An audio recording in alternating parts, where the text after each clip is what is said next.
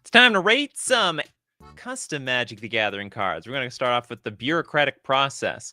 We have for a white a sorcery. Players play a Magic sub-game using their library as their decks. Oh, get out of here with this. If the winner of the sub-game gains 2 life. Boo! Boo! Boo to sub-game cards. Get them out of here. I don't like it. It's no fun to be banned on the spot. They don't make the... I mean, if they ban cards like Upheaval and all sorts of other cards that reset the game, I don't need to play another game. Okay, Served Hot. We got a red sorcery. Served Hot deals 4 damage to target player. That's a lot of damage.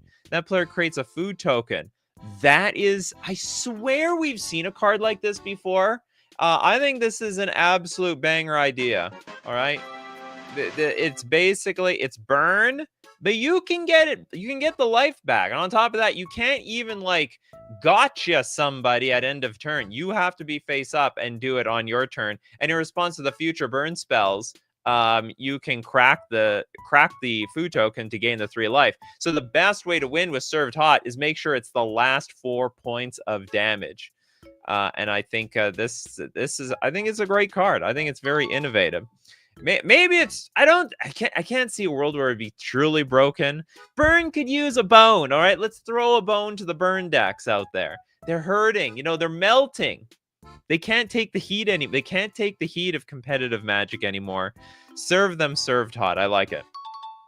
Do we have a bingo card? Toilet Duck loves the bingo cards. Yes, we have a bingo card today. So far, I don't think it's hit anything. Not yet, at least. Okay, next up, we've got Barely an Inconvenience. This person looks familiar, but I can't quite put my finger on where the hell I know this person. It's a 4 mana for instant. This spell cannot be countered. An uncounter target spell? What do you mean uncounter? It gains. This spell cannot be countered. I don't think that's possible. There's no such thing as uncountering a spell. You can make... All you have to do is cross out the uncounter target spell.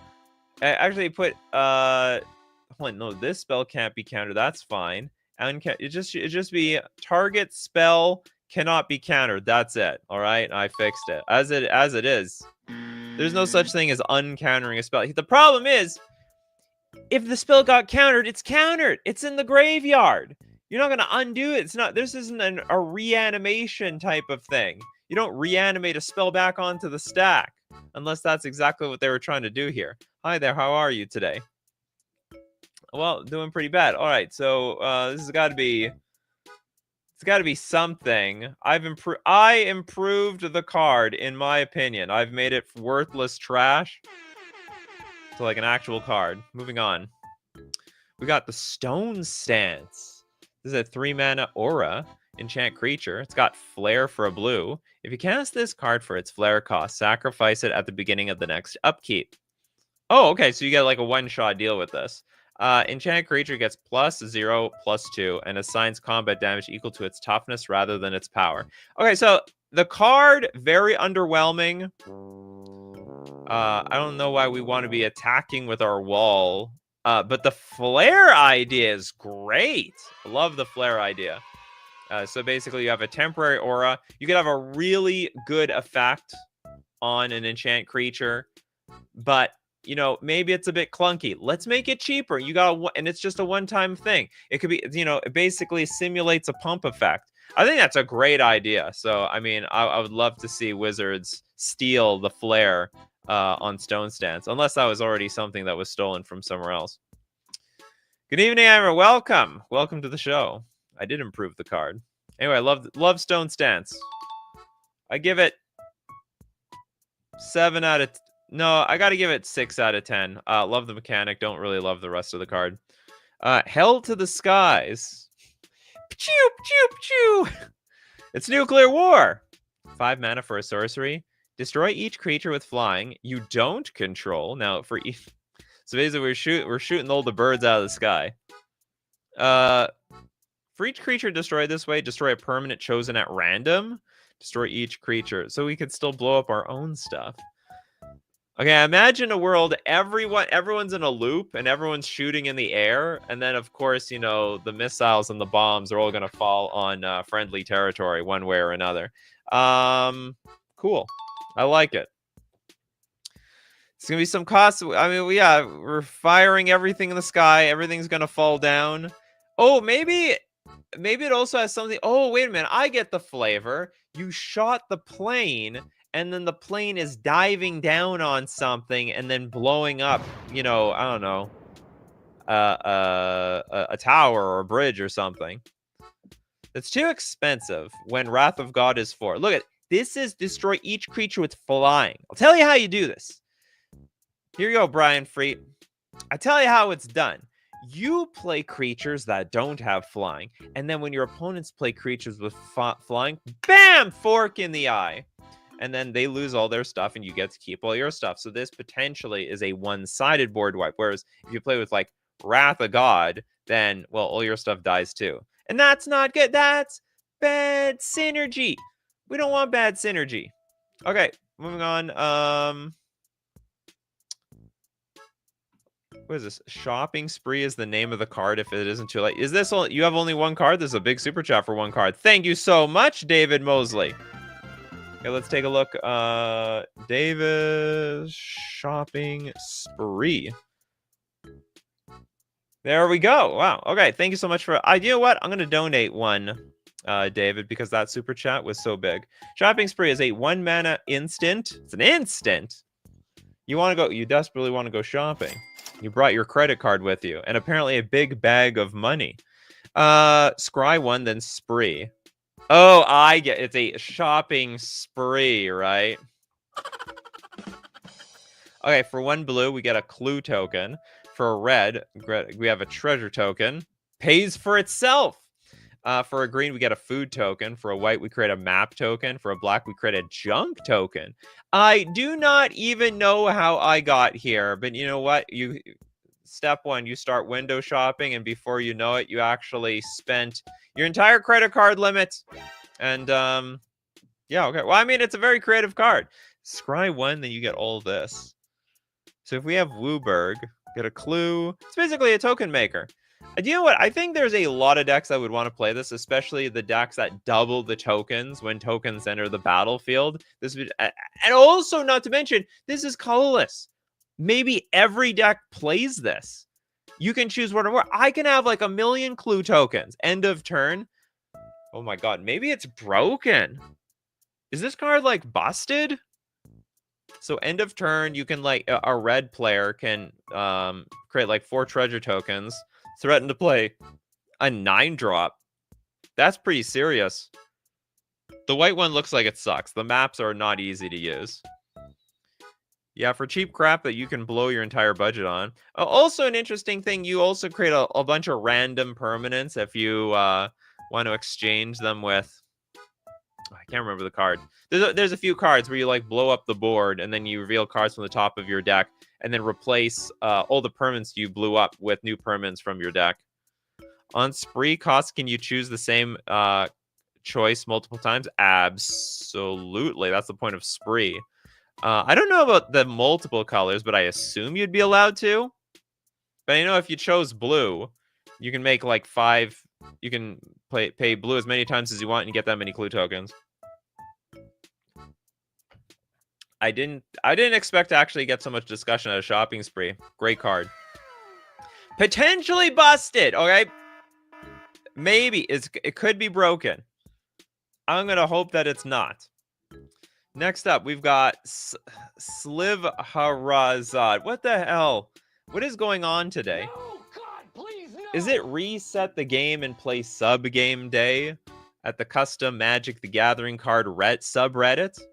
Okay, it's a white for a plus star +1. I know you can choose every option. I don't think you can case with the same one.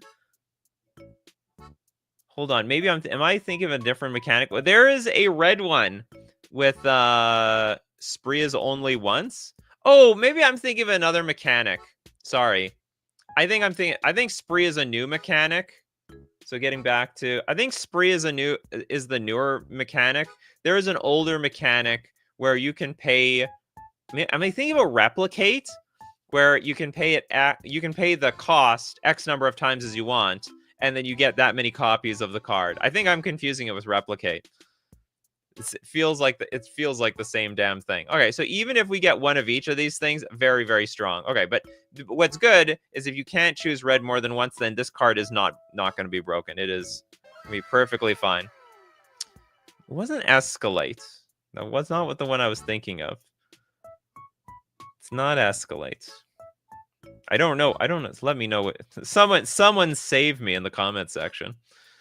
Okay, Sliv Harazad. So this is the Shahrazad Sliver Horror for 2 mana with Tarmogoyf stats. Its power and toughness are each equal to 1 plus the number of Magic sub games you've played this game. Sliver creatures you control have whenever a Sliver creature you control enters, players play Magic sub game using their libraries as their decks. Each player who doesn't win the sub game loses half their life. This is awful. This is disqualified. Miserable card. Banned from my play group. Absolutely. Escape room. That'll be $20. Okay, it's a white clue. When this artifact enters, exile up to 1 target creature until this artifact leaves the battlefield. Oh, it's just like a Oblivion Stone. Oh, and you can pay to sacrifice this artifact to draw a card. That is beautiful. I like that. I think that's really cool. Sacrifice it. So basically you have a removal spell, and then in a pinch you can still exchange this for a card, but then you have to give back the card that you stole from your opponent. I like it. It's basically I think it's a cool take on Oblivion Ring. That's what I was thinking. Oblivion Ring. Very, very cool take. It gives us a super pass. Next we got a super chat from Elixir. Give me a hot take on Natural Reform. How natural is it? Natural Reform. Okay, Natural Reform is a green 1 generic sorcery. Destroy all artifacts. It honestly looks like a real card. And like, why wouldn't we have a card like this? See, the forest is destroying everything. To make something new and beautiful, Hun, it's just destroying everything. Human settlers near Llanowar. I don't know. I don't know the lore, as far as I'm concerned. David Grove says you could can also use it to blink your own creatures or save up to an ETB for an instant moment. Oh, that's right. Did I actually say that? Exile up to 1 target, not 1 creature your opponent controls. Yeah, you definitely could do that. Okay, Natural Reform. I mean, it's a 2 mana destroy all artifacts card. I don't really have a whole lot of commentary for this. But you know, it's in green. I don't know how much strictly better that it is than all the other artifact hate cards, but go for it. 2 low mana cost? Maybe. Like what is the green one? It's like 4 mana destroy all artifacts, or is it 3 mana? I think it's 4 mana in red, destroy all artifacts, but it's green. Green should have like pretty good at destroying artifacts anyway as well. That's what they do. Don't they have like Back to Nature? Hold on, like let's look it up. Isn't there like a Back to Nature? It's destroy all enchantments. Pretty sure. Yeah, Back to Nature, destroy all enchantments. So why can't we have Natural Reform? Of course we can have it. We've been good for Christmas, so we can have anything. All right, next up, we've got Farmers Bring in the Harvest. They don't bring in the bacon, they bring in the harvest. It's a saga. The hell is this? It's just a add white? What, during your main phase? We got white ramp here. For 1 white, add an extra white every single turn. Probably broken. Not gonna lie, that's probably really strong. to get an extra white. How much different is this from like a load? This is like, okay, it's 1 mana for Simian Spirit Guide. Oh, only for 2 turns. No. You can play this turn 1. So you're gonna have you're gonna have an extra mana for 2 more turns, but it replaces itself this turn. I have a feeling this is too strong. Artifacts are way more valuable than enchantments usually, because it's not that artifacts are more valuable than enchantments. It says enchantments are crappy. Enchantments are generally really bad. There's more bad enchantments than good enchantments out there.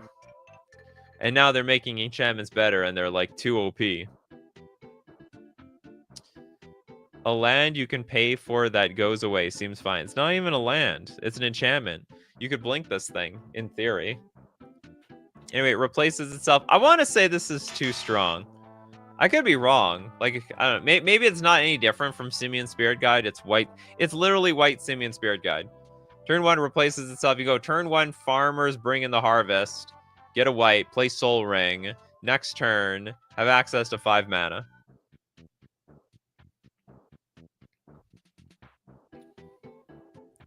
Five words in the card name. It's a bingo. Thank you. Wow. Where were you? Toilet duck. Where were you? Check the bingo card for old game mechanics. Oh, you're on the old one. Okay, we could do that one too. Okay, hold on. We have 5 words in the name. And yeah, that was an old game mechanic. Where's the old mechanic? Recycling old mechanic. Stupid sub games. Look, if I want to play another game, we're going to shuffle up and we're going to play another game. I don't need to play a second game to decide the first game. It's not Inception around here. Is this related to Swords to Plowshares? Nothing. I don't think this has any relation at all. Play another farmer brings in the harvest. Oh, damn. That is a damn good idea. Yeah, play farmers bring this. It won't apply to commander, but farmers bring in the harvest into another farmers bring in the harvest, and then next turn you have access like 4 mana. It's crazy. Okay, I say no. I can't. I don't know what the consequences of this card is, but I don't know. I don't want to know. I just don't want to know. Derivative diplomatic immunity. What, a derivative? 2 mana instant. Target creature gains a shroud counter. Derivative diplomatic immunity. So basically, target creature gains hex, gains shroud. Permanently, sure. It's also sort of a 2 mana, like almost a 2 mana counter spell. Okay, next up. All the super chats seem to be series cards, so we'll take a look at that after the sponsors segment. If it was Winter Fox, it would give Shroud hexproof, indestructible, and a reflection counter. And maybe Devoid! Make it colorless. Okay, we got buy time. Blue, sorcery. Spend only mana produced by treasures to cast this spell. Interesting. So it's not really even a 4 mana card. Take an extra turn after this one. Exile buy time. This has to be fine, right? Like, it's not very far from Time Warp, but it's so hard to cast. Like, you need the treasures. If you got no treasures, you're screwed. You're gonna need that. You're gonna need a shopping spree to cast this card. A little bit of a shopping spree. And you can't even abuse this thing with like more extra, like bringing it back from the graveyard. That's how powerful extra turn cards are these days. Once you cast it, it must be exiled. It must be gone. No recycling around here. Sure. Works with Beseech the Mirror. Sure. I suppose so. We need a lot of well, I'm wondering, can we cheat this card? Spend only mana produced by treasures to cast this? Well, no, well, you could cheat the card casting it from your deck, but I assume when you're actually casting the card, you need the treasures in play. Treasures are bust. Necessary Solitude. With the some sort of Final Fantasy sized sword in the background. 4 mana for an enchantment. Enchant creature. Enchanted creature is controlled by no one. What? Whenever Necessary Solitude is removed, destroy all creatures with less toughness than enchanted creature. It's controlled by no... It's not even controlled by me. Where do I even put this on the table? Do I put this as like in the middle? It doesn't attack, it doesn't block, it does nothing. And I suppose if you kill the Necessary Solitude creature... Sorry, if you destroy Necessary Solitude itself, then we wipe the board. That's the leper from Darkest Dungeon, isn't it? I'm not familiar with Darkest Dungeon. Paul Atreides using Cloud's Buster Sword. That's what I'm talking about. Yeah, the Buster Sword.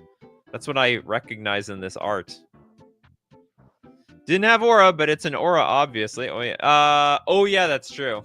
Should be what is it? Enchantment aura, because it's an enchant creature. Damn ass. So wait, can you attack with it since you don't control the creature anymore? I'm assuming no. This card is awful. It doesn't seem like it has any purpose. So once you put on the creature, well, it's not your creature anymore. Oh, you know what you could do? Oh, sorry. We did not think... We are not looking at this card the right way. This is removal. You put this on your opponent's creature.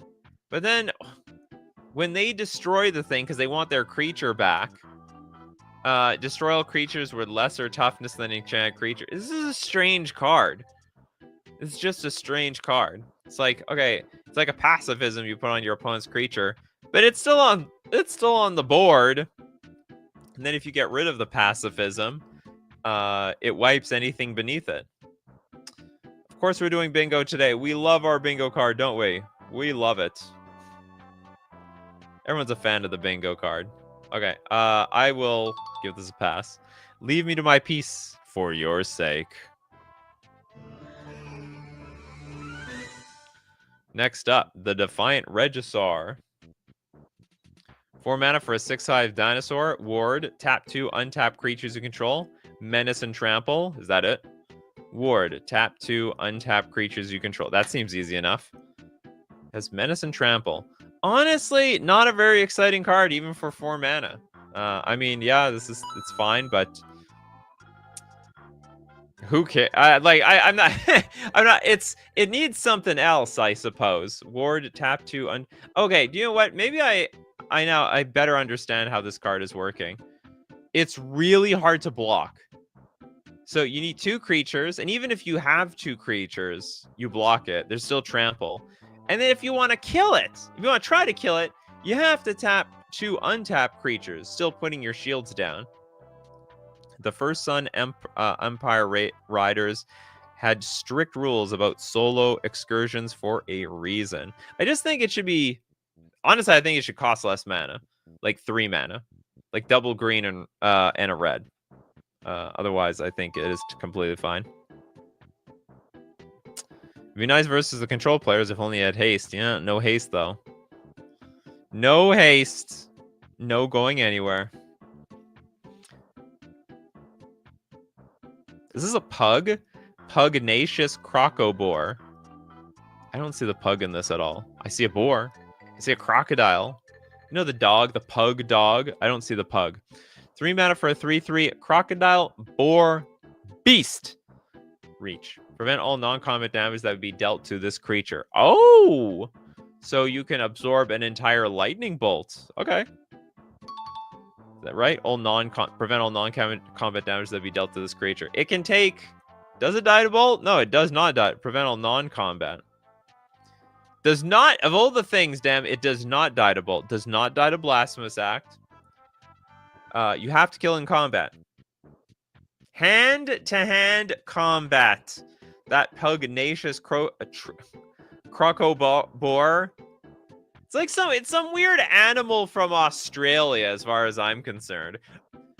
Crikey! It's a pugnacious croco boar! Oh, and it's this big! Let's get in for a sight, mate! I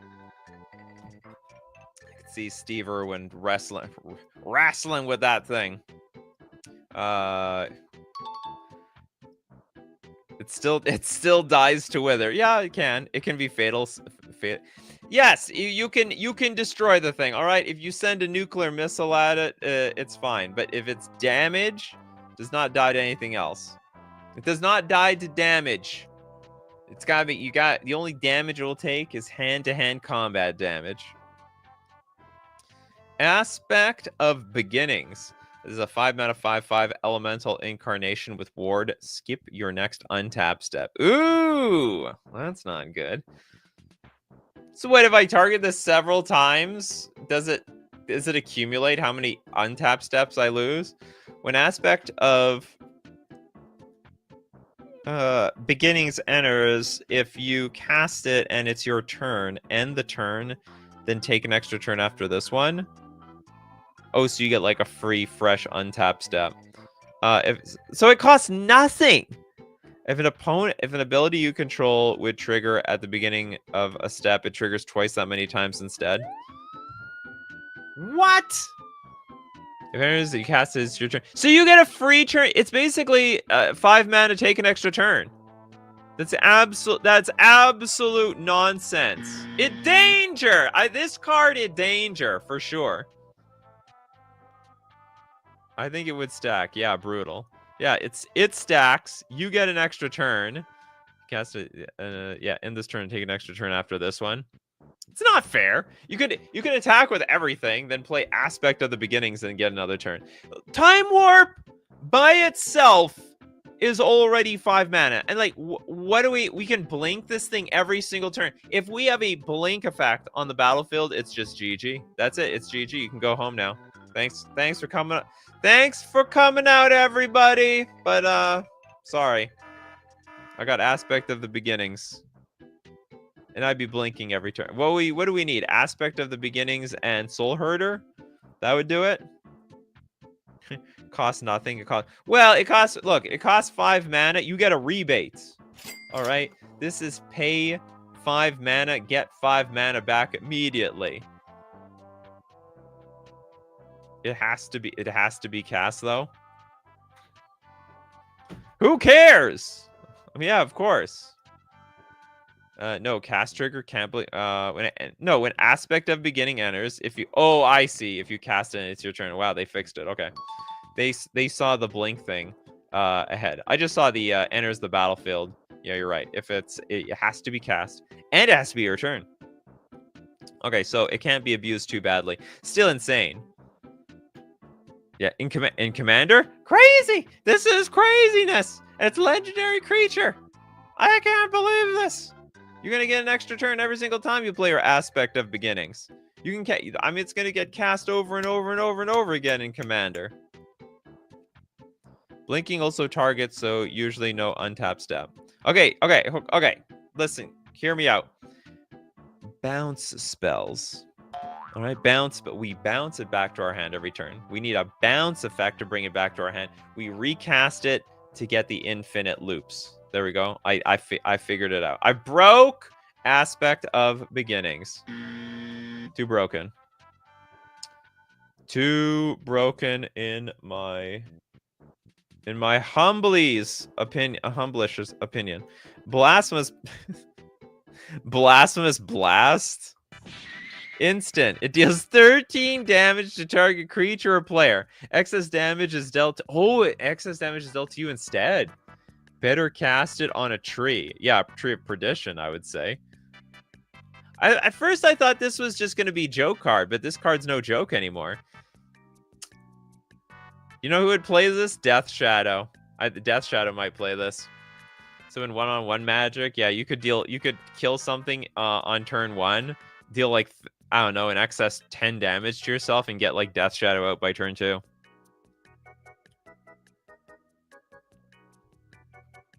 I think that would totally work out. Yeah, this might be fair. You know what? I actually think it's fair. Blasphemous Blast. Wasn't expecting it at all. All right, we're gonna take a look at more custom Magic the Gathering cards, but of course we gotta thank our sponsor today, where we buy the real Magic the Gathering cards. FusionGamingOnline.com. MTG Foundations is ready to create the foundation to your Magic collection. But don't forget, Innistrad Remasters is coming out. If you are a fan of Innistrad, they got new art, new frames. Innistrad is back. For the billionth time, this is where it started, I suppose. Liliana the Veil, and then it was all history. And of course, if you want to size up your Magic collection, don't forget to use coupon code Nikachu at checkout to get 5% off all your purchases, and it supports the channel. We're also going to thank Mana Traders, the premier place to rent Magic cards online. On the digital client, Magic Online, my favorite place to play Standard, Pioneer, and Modern. You can play all the paper formats digitally online, and you can have access to every deck when you're renting with Mana Traders. You can support the channel using my Mana Traders link in the description below, or save 40% cash back on your third month subscription using coupon code Nikachu_4KA. Boop, boop, boop, boop, boop, boop, boop, boop. Okay, we're doing terrible on the bingo card. Like, do we hit anything on the bingo card? Where's Toilet Duck's bingo alerts? I'm not hearing anything. Okay, we got super chats. We have billions of super chat. Let's start off with one of the small ones. Actually, it's not usual that I do this. Ira Wrath Incarnate. Ira Wrath. Then we're gonna get to the big series cards by everybody. Ira Wrath Incarnate, 5 mana for a 3/3 Demon Barbarian. Menace, indestructible during your turn. Oh, okay, that's interesting. Only during your turn. At the beginning of each of your main phases, put a plus each. Okay, so it starts as a 5/5. You get a +1/+1 counter on Ira. It fights another creature. I think that's a little much. Does it have to fight? It fights another. I guess you have to fight. If there's only bigger things out there, well, your creature is dead. At the beginning of your end step, if Ira deals damage equal to its power divided among you and other creatures you control, excess damage is dealt to you. At the beginning of your end step, Ira deals damage equal to its power divided among you and other creatures you control. Interesting. Equal to its power? Excess damage. I don't understand the excess damage part. So you've got essentially you have something in play that fights other stuff. It's indestructible, so it can't die. And then on your turn, it also fights your stuff. Well, it's indestructible. Can it fight yourself? It can fight. I guess it can fight. I actually don't know if it can fight your creatures. I don't know what the rules are behind that. Ira likes to hurt people, enemies or friends. Ira's after everybody, all right? Ira's not discriminating here. Ira thinks everyone's a complete jerk. And basically is becoming a jerk themselves. How good is this card, though? It's sort of clunky, but at the same time, it's also sort of big. I want to say beginning of each of your main phases. Okay, so on turn 1, it's going to be a 4/4 that kills off one creature. And then it has to hit your own stuff, too. Ira deals damage equal to its power divided among you and other creatures you control. Excess damage is dealt to you. I don't know how it does excess damage, though, because it has to be equal. Oh, no, okay, maybe I can see how it does.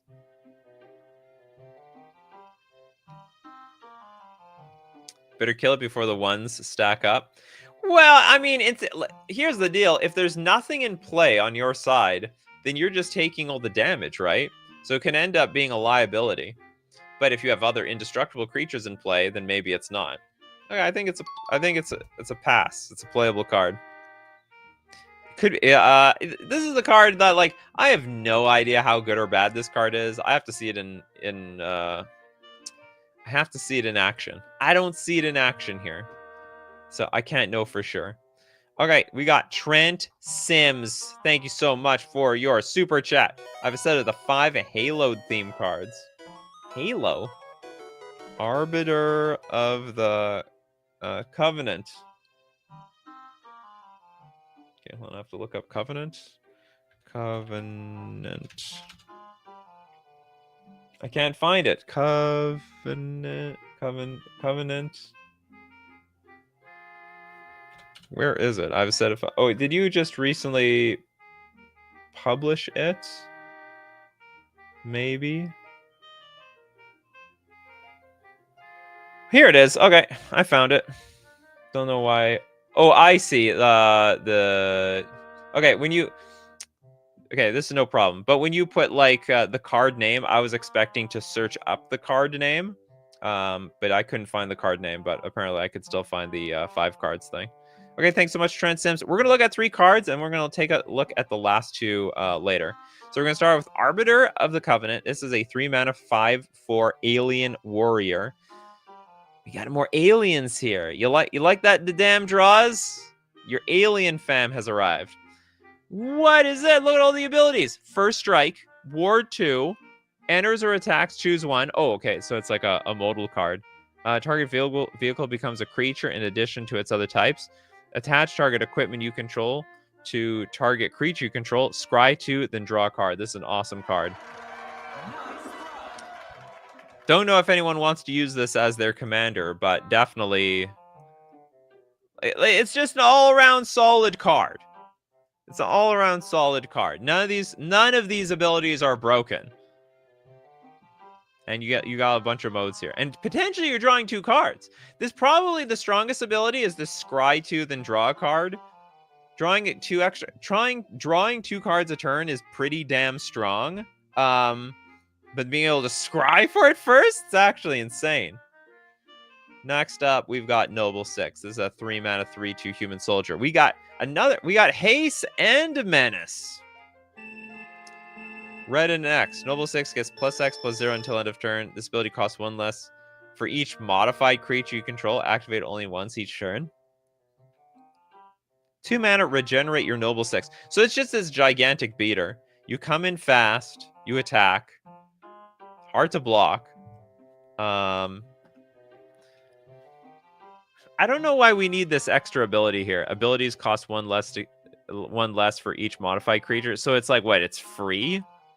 So like if you have 2 modified creatures, like what you pay a red and you get +2/+0? Is that how it goes?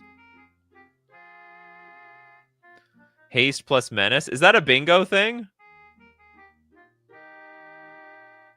Haste and Menace.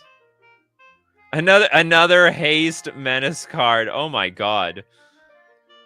Is this series just to complete bingos? Is that how this is going to work? Is this how it is? Trent Sims? All right. Okay, so for 1 red, if you have modified creatures, I don't know. I guess they're easy. Isn't a modified creature like something with a counter on it? Like that makes it modified?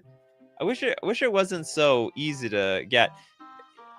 I doubt it dangers. Make it a dinosaur and I say print it. It does have dinosaur vibes. I have to say, I never played the series. I don't know how hasty and menacey the Halo main character is. Don't even know that. What is it? Is it an unnamed soldier or something?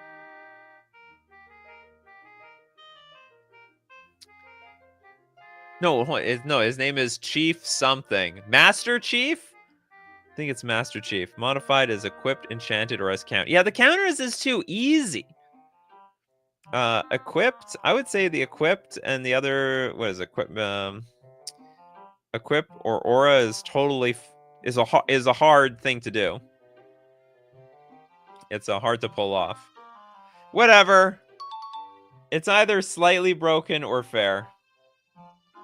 The Dedact. This is a 5-mana 4/4 alien artificer with death touch. When the Dedact enters, put a haste counter on each of up to 2 target creatures. See? Look how easy to pull off the damn modification is. Too easy. When it enters, put a haste counter on each of up to 2 target creatures. Isn't that useless?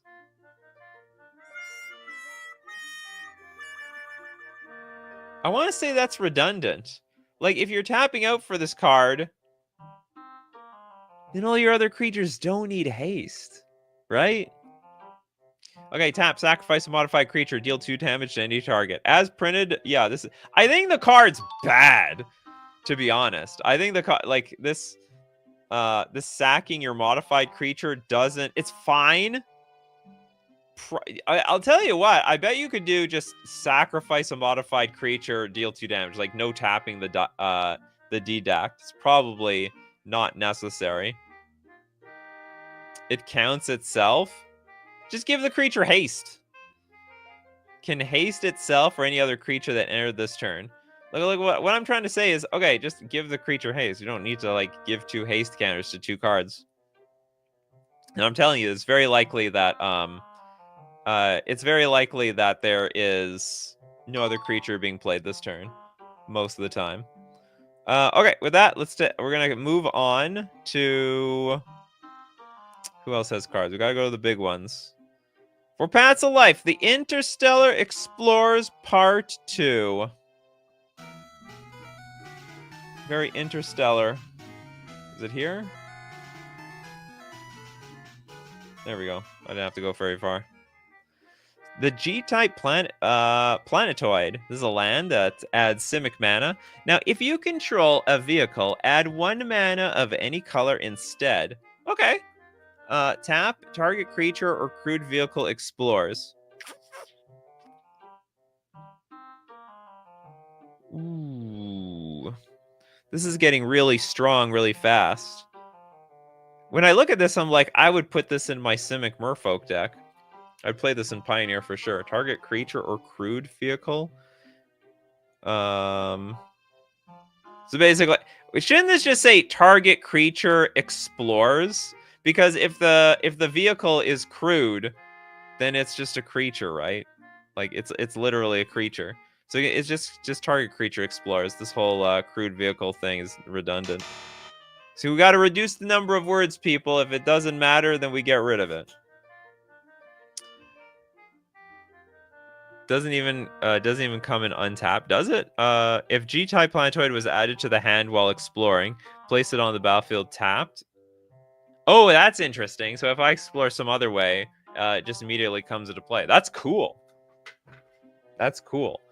They should have more lands like that. I like that. I like that last mechanic. I like that one a lot. That's a great one. No, so it does come into play untapped. Wait, are you implying that should probably come into play tapped? For all the strength that it has? Probably specified crewed vehicle to add to the space travel vibe. Yeah, but it's redundant. We don't need, yeah. More words gotta meet the Yu-Gi-Oh requirements. Or the old-fashioned beta Magic the Gathering requirements, where they just ran on and on and on and on for absolutely no reason. Okay, I think this is a pass. I think. Medical Officer for a Selesnya. We have a 1/1 Fleet Cleric Soldier. Can only crew 1 vehicle a turn. I don't get it. Does all creatures can only crew 1 vehicle a turn? No? Am I wrong? Am I wrong here? Am I taking crazy pills here? This is more redundant text. Whenever a medical officer crews a vehicle, all creatures that crew that vehicle gain the following abilities based on the number of level counters that this creature has. So if there's 2 plus level counters, it gets absorb 2, which I don't remember. I don't remember that mechanic. 3 plus, award 1. 4 plus, it is indestructible while the vehicle vehicle it crews is on the battlefield. And level up, put a +1/+1 counter on target creature. Activate only once a turn. If you untap it, can crew again. Okay, you got me. You know what? You know what, Alip? You're not wrong. You're not wrong. So this is a super niche, supremely niche effect. Just in case we untap that medical officer. Tap and untap the medical officer. Okay, it passes. Yeah, my brain froze a little bit too. How the hell is this irrelevant? I've never seen Nikachu mad. Just be nice having a job you're never mad at. I'm never mad at my job. That's for sure. I'm not gonna say I'm never mad. Okay, we got the Space Sail Frigate. It is a 5 mana, 4/4 fleet vehicle, flying, vigilance, barrier 2. Remember, barrier 2, put a shield counter on this card when it enters. It can't have more than 2 shield counters, but can block up to 2 creatures each combat if it is a creature. Now, when Space Sail Frigate becomes crewed, it gains a shield counter. What the hell? We're just never losing these shield counters. And it also gets the following abilities. If a fleet crews it, is an artifact creature until the end of the next turn. Well, now it's just becoming a creature that you can't destroy. Target crewed vehicle gets +1/+1. Crew 4. It is an interesting design, though. I really like the idea that the crewed vehicle gets a shield counter, which makes it like that much harder to destroy once it's been crewed. For the most part, the vehicles, they're not good. Like, vehicles are terrible. There's just so many liabilities. Like, you may not have a creature in play, or you have to put a creature in play, but then you got to tap it to crew the vehicle, which means your shield's down to your opponent's attack next turn. So I really like the idea of getting shield counters and actually adding more shield counters. Have a little bit of defense for once with the vehicles. Yeah, so I think this is a great idea. It's a bit strange that it basically perpetually is a creature for forever. But, because can it crew itself? Well, I guess so, but it's not. There's no point in it. But it's 5 mana, so it's not easy. Not easy to pull off. A lot of space themed stuff. People love their space stuff today. People love your Star Trek, your Star Wars, your Deep Space Nine. I guess that's Star Trek still. What else? I'm not a big space person. Sorry, I shouldn't say that. I'm not the biggest space person. Okay, for Paths of Life, we're gonna take a look at your other cards, but we're gonna move on. We've got Nova, the Space Wolf. Nova. Oof. The conversion from euro to dollar has now worsened to just over 20 pounds. So not euro, pounds. I get a higher character limit now, though. Yes, the University of Piltover. Oh. No space here, all League of Legends. The University of Piltover. I've been meaning to see the League of Legends Netflix series. I think that looks so cool. Anyone see that? What is it with is it V? I think it's V, the starring V. I haven't seen the first one. I haven't seen the second one, but I've been meaning to see it. I hope it's not too long. I like to watch things within like 2 hours.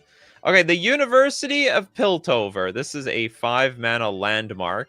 At the start of your upkeep, discard your hand, then draw 3 cards from the top of your library. At the start of your upkeep. Broken! This has gotta be broken.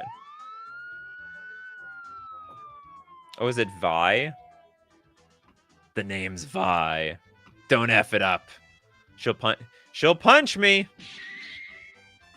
Look at that. Nikachu recognizing LOL names. You know why? So my cousin loved League of Legends. He was definitely the type of person that was like, damn it, my team is full of noobs. Stupid noobs. And just always blame his team, not himself. He's like, anyway. But he loved this sort of League of Legends rap song that he introduced me to. I can't remember who made it. And I thought it was so awesome. So I learned a lot of the League of Legends characters from this this rap song. Anyway, that's as much League of Legends I know. I remember Piltover was a very unique word in that song. Anyway, 5 mana to draw 3 cards every turn. So I mean, drawing an extra 3 cards every turn.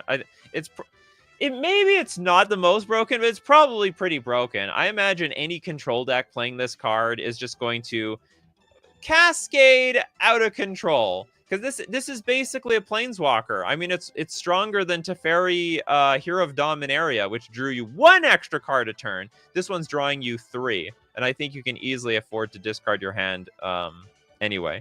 Kind of slow to be broken, 5 mana. I think you just use a lot of removal, can control the board, counterspell, removal, University of Piltover.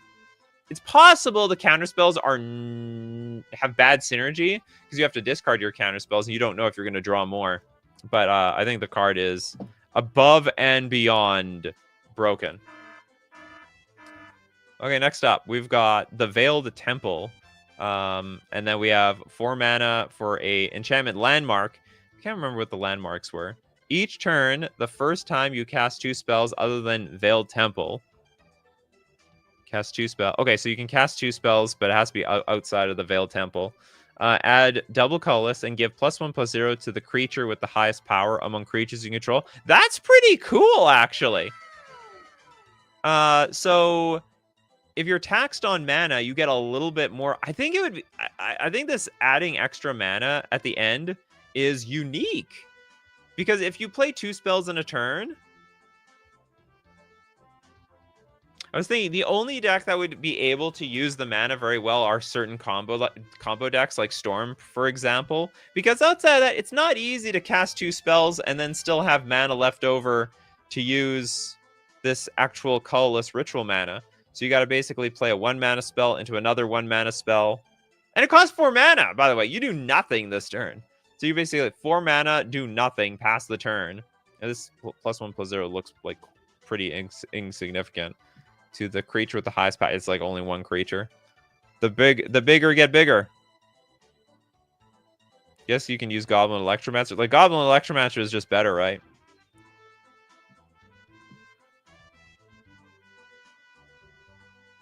Isn't from the top of your library redundant? Oh, in that last card? Absolutely. Yeah, you just say draw 3 cards. I didn't catch that. It's good. That's a good catch.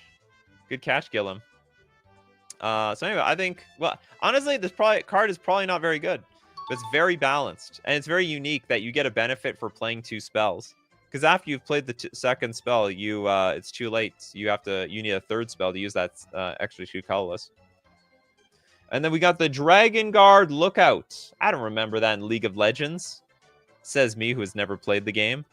6 mana for a 5/5 human Demacian, or I guess it's Demacian, Knight. When the Dragon Guard enters, if you behold a dragon,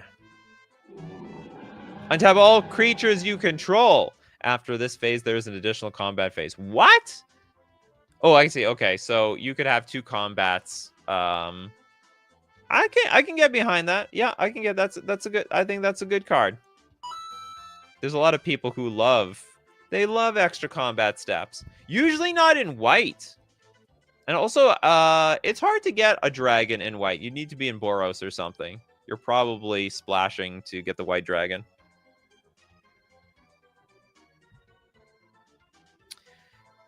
Spectral Maniac says, I think we found a new bingo square idea. Redundant text. You know what? I'm with you. With you, Spectral Maniac. 100% of the way. Love it. Okay, we're going to take a look. We're going to move on, but we'll be back to see your last 2 cards in your series. We're going to move on to Majra. We have a lot of super chats today. This is insane. The Wandering Presbytery Part 7.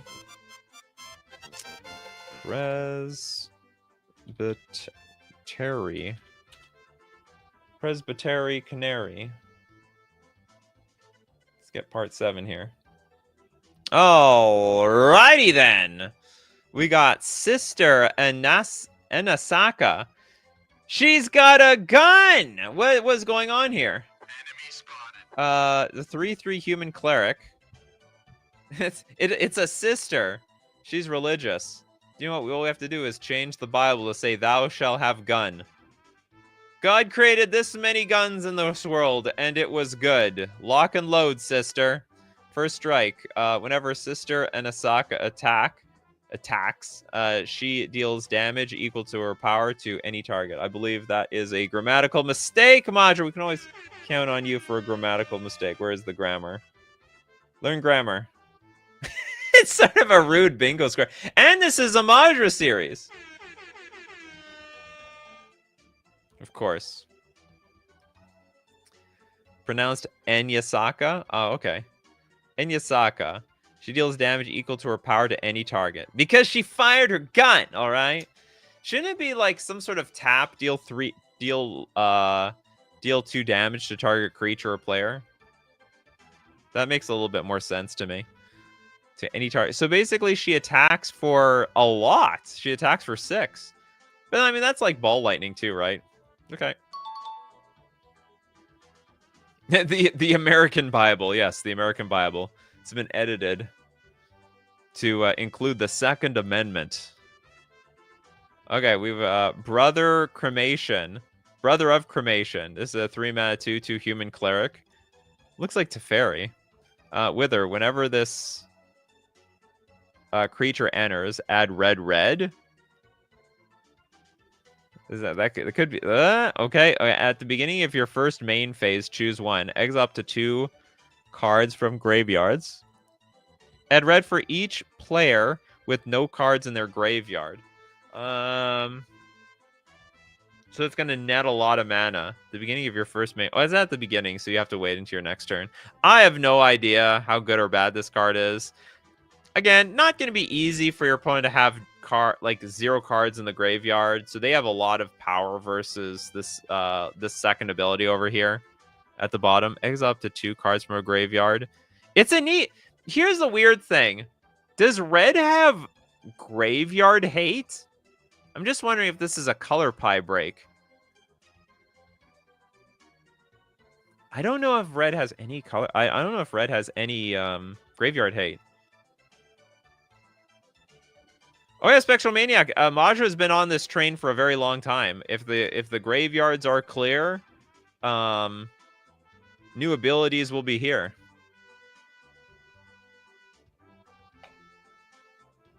Early game, this can get out of hand. Well, not really. By turn 3, someone will have something in the graveyard, even if it is like, what's it called? Even if it's like a fetch land. Red by itself has a bit, but not a lot. Okay. Creative card. I don't know how much I love this red when it enters the battlefield. Seems a bit cheesy, like a Simian Spirit Guide. Oh, it's a Miraculous Treasures. 4 mana for an instant. Create a 2/1 red human cleric creature token with haste. Clerics you control gain whenever this creature deals combat damage to a player, exile a card from that player's graveyard. Then create a treasure token. If you can't, investigate until end of turn. When you cast this spell, copy it for each opponent with an empty graveyard, and you got Miracle for 2 mana. Oh, what does it do? Okay, we get a 2/1, and it's a cleric. And that cleric gets whenever this creature deals combat damage to a player, exile a card from this player's to a player. Exile a card from, I think, that player's graveyard. Then create a treasure token. If you can't, investigate. Okay. So basically, we're either getting rid of the graveyard or we're investigating. And then we get to copy it for each opponent with an empty graveyard. Yup. It's funny. You also have the miracle cost for this if you really wanted to. The crappy thing, like, honestly, I don't think this is a very strong card. Oh, sorry. No, I forgot. This 2/1. It's a 2/1 human with haste. Okay, that actually makes all the difference. So you can immediately get into the red zone, and so you can get value. Maybe the miracle is too expensive. When you cast the spell, copy it for each opponent with an empty graveyard. I think this card is very, very expensive, even at 2 mana. 2 mana, you get a 2/1 that will make it. All right, no, maybe it's not expensive. Maybe it's very, very fair. Very fair. Because this is potentially a 2 mana. So it's very fair at Miracle, and it's awful at 4 mana. That's the way I'm looking at it. 2 out of 10. That's like 1 out of 5 stars. It could be stronger. Yeah, it's as fair as it possibly could humanly be. Okay, next up, we got Dartaurus with the Souls of Binding of Isaac characters. Just add these. They are not balanced whatsoever. You know what, Isaac? I didn't expect any balance from you either. Where's Isaac's cards? Sorry, not Dartaurus's cards. Okay, I found them. We got the Soul of the Keeper. This is the hell is this? So it can be 4 mana or 3 mana. It's an instant soul. Come to take your soul. Okay, you may roll a d20. Now, if you do, create a number of treasure tokens equal to half the result. Get out of here. Rounded down. Pay 1 life for each treasure created this way. This could end up like killing you.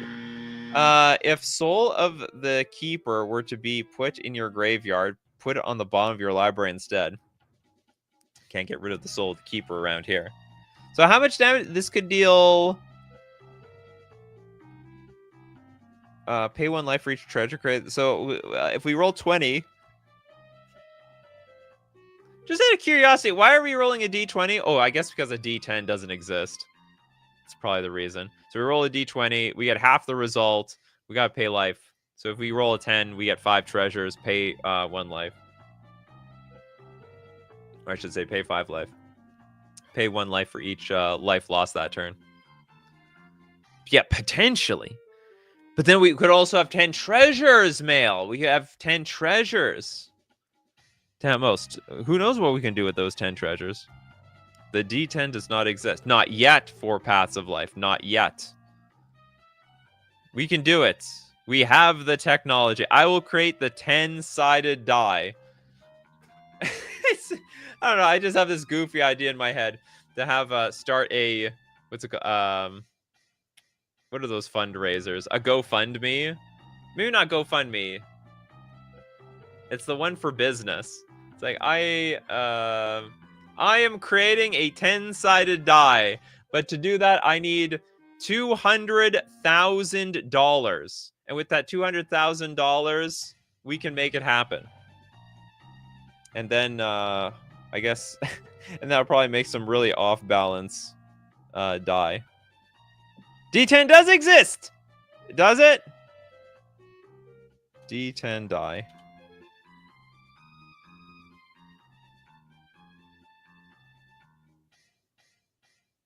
It's very interesting. It's very theoretical. It looks very theoretical to me. Okay, let me share it with everybody. You see? Google says it exists. I believe it. Bingo, Nikachu didn't read chat correctly. Oh, is that right? Is that even a bingo space? Can't read I can read the cards. Chaos ensues. Okay, well, it's been decided. Like, it exists. There is such thing as a 10-sided die. Now I see how it's done. So you have 5 sides on the top. You have 5 sides on the bottom.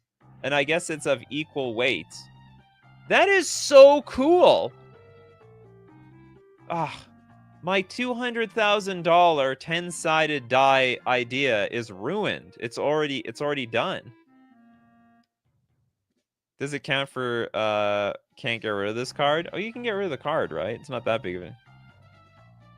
Old friend Bear says, I have some D10s. Okay, well, it's been decided. So now the point is that I was trying to get at is then this is redundant. Although I guess it's more realistic. People are going to be rolling D20s instead of D10s. But I just wanted to say it's like this whole paragraph doesn't make any sense. It should just be you roll a D10, you get that many treasures, and you pay 1 life. Okay, moving on. Damn you, science and your discovery of shapes. It's probably more of a mathematical thing. Oh, I believe, though, D100s. D10 sounded weird, though. But what about a D9? Huh? D9? Okay, Soul of the Lost. Soul of the Lost. It is a white and a Phyrexian soul. Creatures you control have base power and toughness 1/1 and spirits in addition to their other types, and gain flying and hexproof until end of turn. If Soul of the Lost were to be put into your graveyard, put on the bottom of your library instead. That's interesting. But why do we have to shrink our creatures? Because they become 1/1s. But they have hexproof and flying. I guess it's a way of like killing off the opponent. Like, okay, Soul of the Lost. Okay, I have a bunch of flyers. You can't block. You also can't destroy them. Although they could probably try. They could probably... Or another thing is it's like a weird counter to removal. So they play a removal spell. You play Soul of the Lost in response and protect them. They shrink for the turn, but you still get to keep the creature in the end, right? Which is good stuff. Math is a field of science. Oh, the more I know. I'm learning the damn draws. I'm learning. Benjamin says, actually, you can have a D whatever by having a top instead of a die, and the number of the top stop spinning is the result, although it can take some time. I can also use a number random generator on Google. We can also have that. Okay, this is a cool card. It protect. Sorry, it attack. It protect. No, it protect. It attack. But most importantly, I can't finish that sentence. Moving on. The Soul of Cain. This is a 4-mana instant soul. You may unlock up to 3 locked rooms of enchantments you control. Oh my god! If you do, pay 2 for each room unlocked this way. Well, then I'm paying mana for it anyway. If Soul of Cain were put into your graveyard, put on the bottom of your library instead. This is awful. This is just terrible. Mail, there is a freebie, actually. Because, David overpaid for 1 card. So, by all means, if you've got a freebie, let me know, and we'll look it up. So, there's at least 1 freebie on the table today. Anyway, Soul of Cain is a huge stinker. I cannot see in my life paying... Like, if you can pay 4 mana to cast this card, an additional 2, then you could probably just unlock the rooms with just regular mana. That's just the way I'm seeing it. It's also not really a card I think a lot of people like are looking for. I always wanted a card that would unlock my rooms. Yeah, this is not it's a very unusual card. It's a very unusual effect. Okay, let's take 2 $5 cards. Let's take one from the damn draws with Chunky Monkey.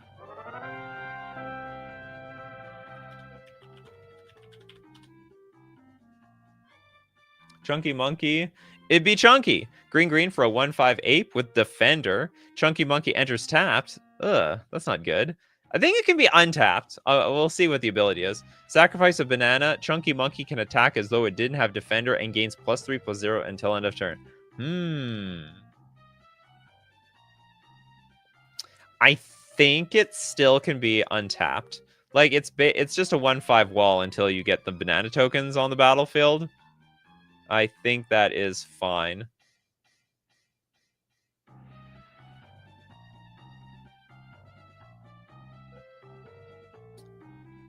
Hold on, what are we talking about? The unlocking for 2 warp space could be insane.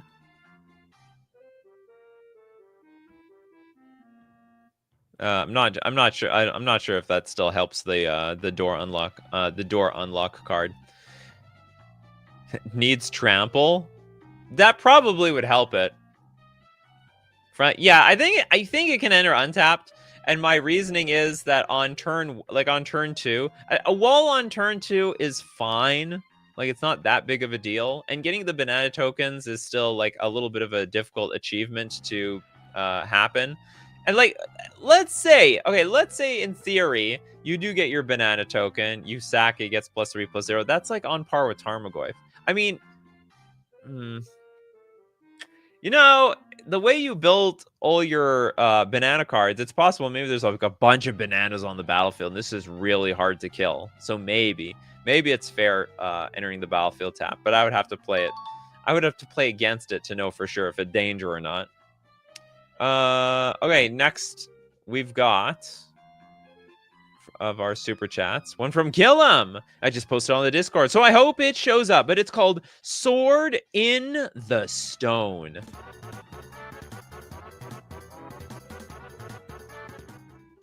Where's your Sword in the Stone? You said you just posted it. Well, there it is. You're not wrong. You did just post it. This is a 3-mana legendary artifact. At the beginning of your end step, if you control a knight, destroy Sword in the Stone and create a Caliburn, a legendary white equipment artifact token with equipped creature gets +2/+2 and has vigilance. You may attach it to target knight you control. If you do, you become the monarch. All you need is 1 knight. Is that it? Sword in the Stone. I thought these swords are only exclusive to, like, the chosen one. You know what I mean? It's like any knight can pull this out. Which, I mean, yeah, okay. That's fair. I wonder if you can, like, spice this up somehow. So you get the equipment artifact token. It gets +2/+2 in vigilance. Oh, do you know what? The Monarch thing, that's spicy. That's a spicy thing. Because you basically draw an extra card at the end of turn anyway.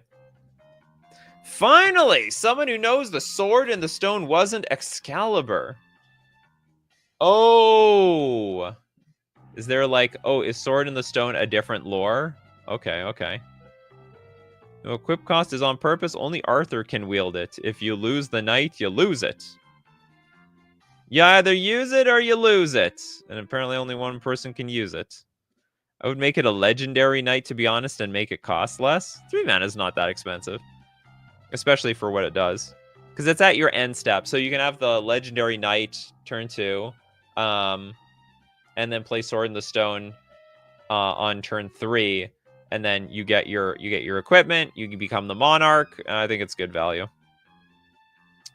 Caliburn was Arthur's first sword. Oh, Excalibur was given to him by the Lady of the Lake. Excellent. Thank you so much, the damn draws. The damn draws also the damn lore. We're learning so much. All right, back to the top with or do we have our freebie here? Did Mail submit a freebie card?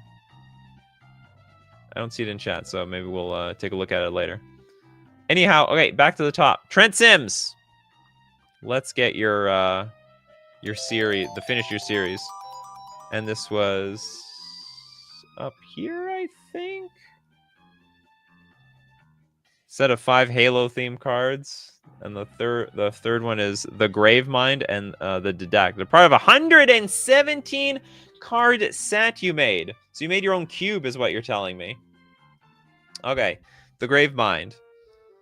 7 mana for a 6/8 zombie mutant. The Gravemind enters. Each opponent discards a card, loses 3 life, and mills 3 cards. It's almost like one of those ultimatums. I don't play the ultimatum, so I can't remember them so easily. Whenever an opponent mills a card, you may exile up to that many cards from your graveyard. If you do, create a 1/1 black zombie creature token for each creature card exiled this way. Then put a +1/+1 counter on up to 1 target zombie you control for each non-creature card exiled this way.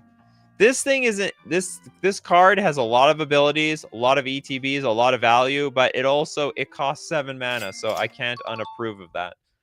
Definitely passes. I wonder, would anyone play this as their commander? It's legendary. Fills your graveyard. Oh, Master Chief. Is he really a white and a green? I would imagine he's like white and red. Like, to be honest, maybe I shouldn't speak. I don't know Master Chief, but I don't feel like this is someone suited up with guns. I don't feel like that's a very green thing, if you know what I mean. White for sure. Okay, it's for 2 mana, it's a 3/3 vigilance, attacks alone. But, oh, sorry, no. Whenever Master Chief attacks alone, put a +1/+1 counter on it. Counter on it. Maybe we just need one on around here. Remove 7 +1/+1 counters from the Master Chief. Search your library for an aura equipment card and put it onto the battlefield. Attach it to a creature you control, then shuffle your library. Reminds me of is it Light Paws? Reminds me of Light Paws, sort of. He's quite the force of nature. Master Chief is a samurai confirmed. Though being red might fit. I think I look at Master Chief as like a Boros card at least, or mono white.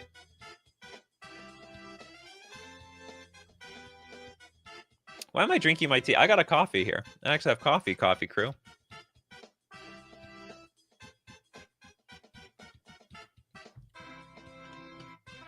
I would make this Naya. What's the green for? I don't get it. Is Master Chief like something created out of nature? Is he like grown from a tree? and then put it was stuffed in a suit. It's too high of a cost of the equipment. Chief should be grabbing guns constantly.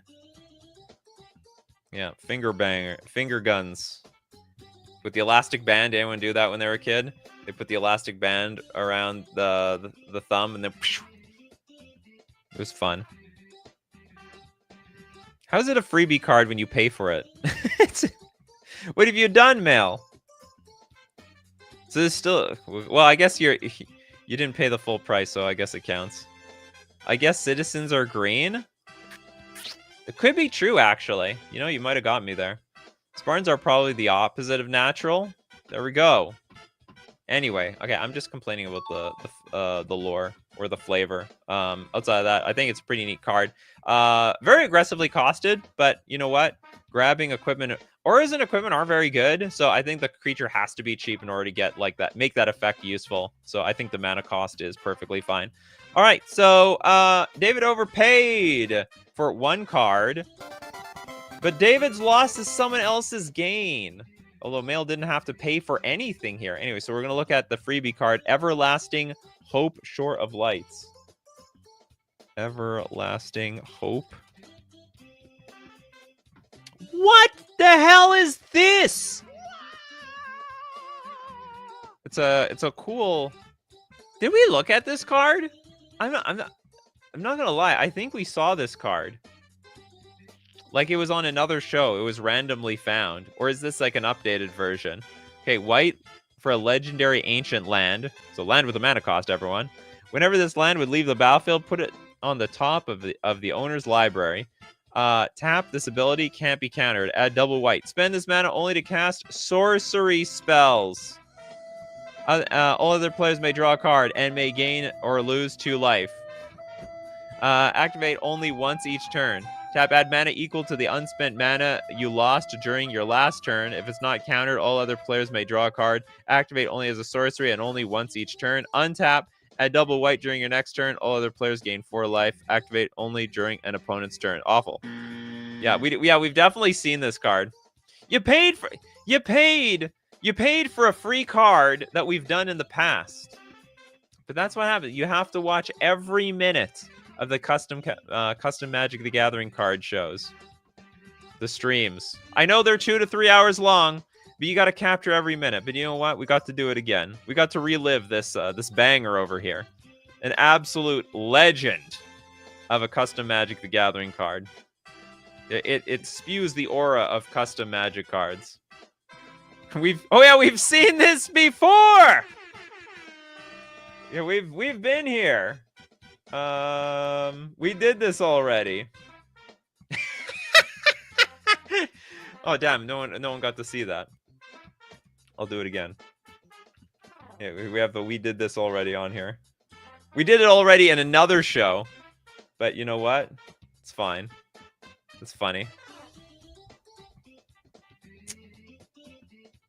He's 7 foot tall. They're big, therefore green, I guess. Oh, you're talking about Master Chief?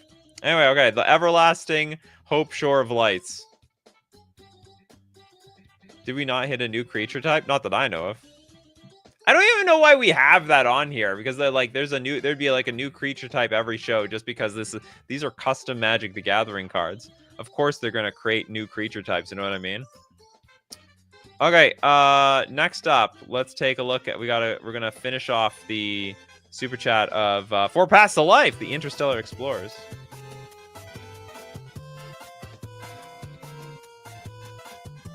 What is it, part 2? Part 2! 4 mana for an enchantment. Once a turn, you may cast target card from your graveyard if it was put there while exploring this turn. Okay, interesting.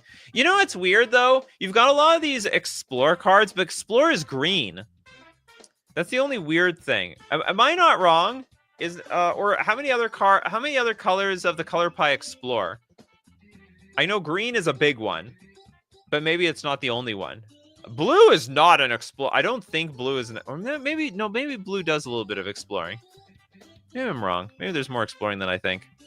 Okay, so we have X tap, put up to X cards from your graveyard at the bottom of your library. Those cards must have been put into your graveyard while exploring. Put up to X cards from your graveyard on top at the bottom of your library. Those cards must have been there. Do you know what? You have to say this turn, because it should be, because it's just going to be impossible to remember like what cards were explored into your graveyard.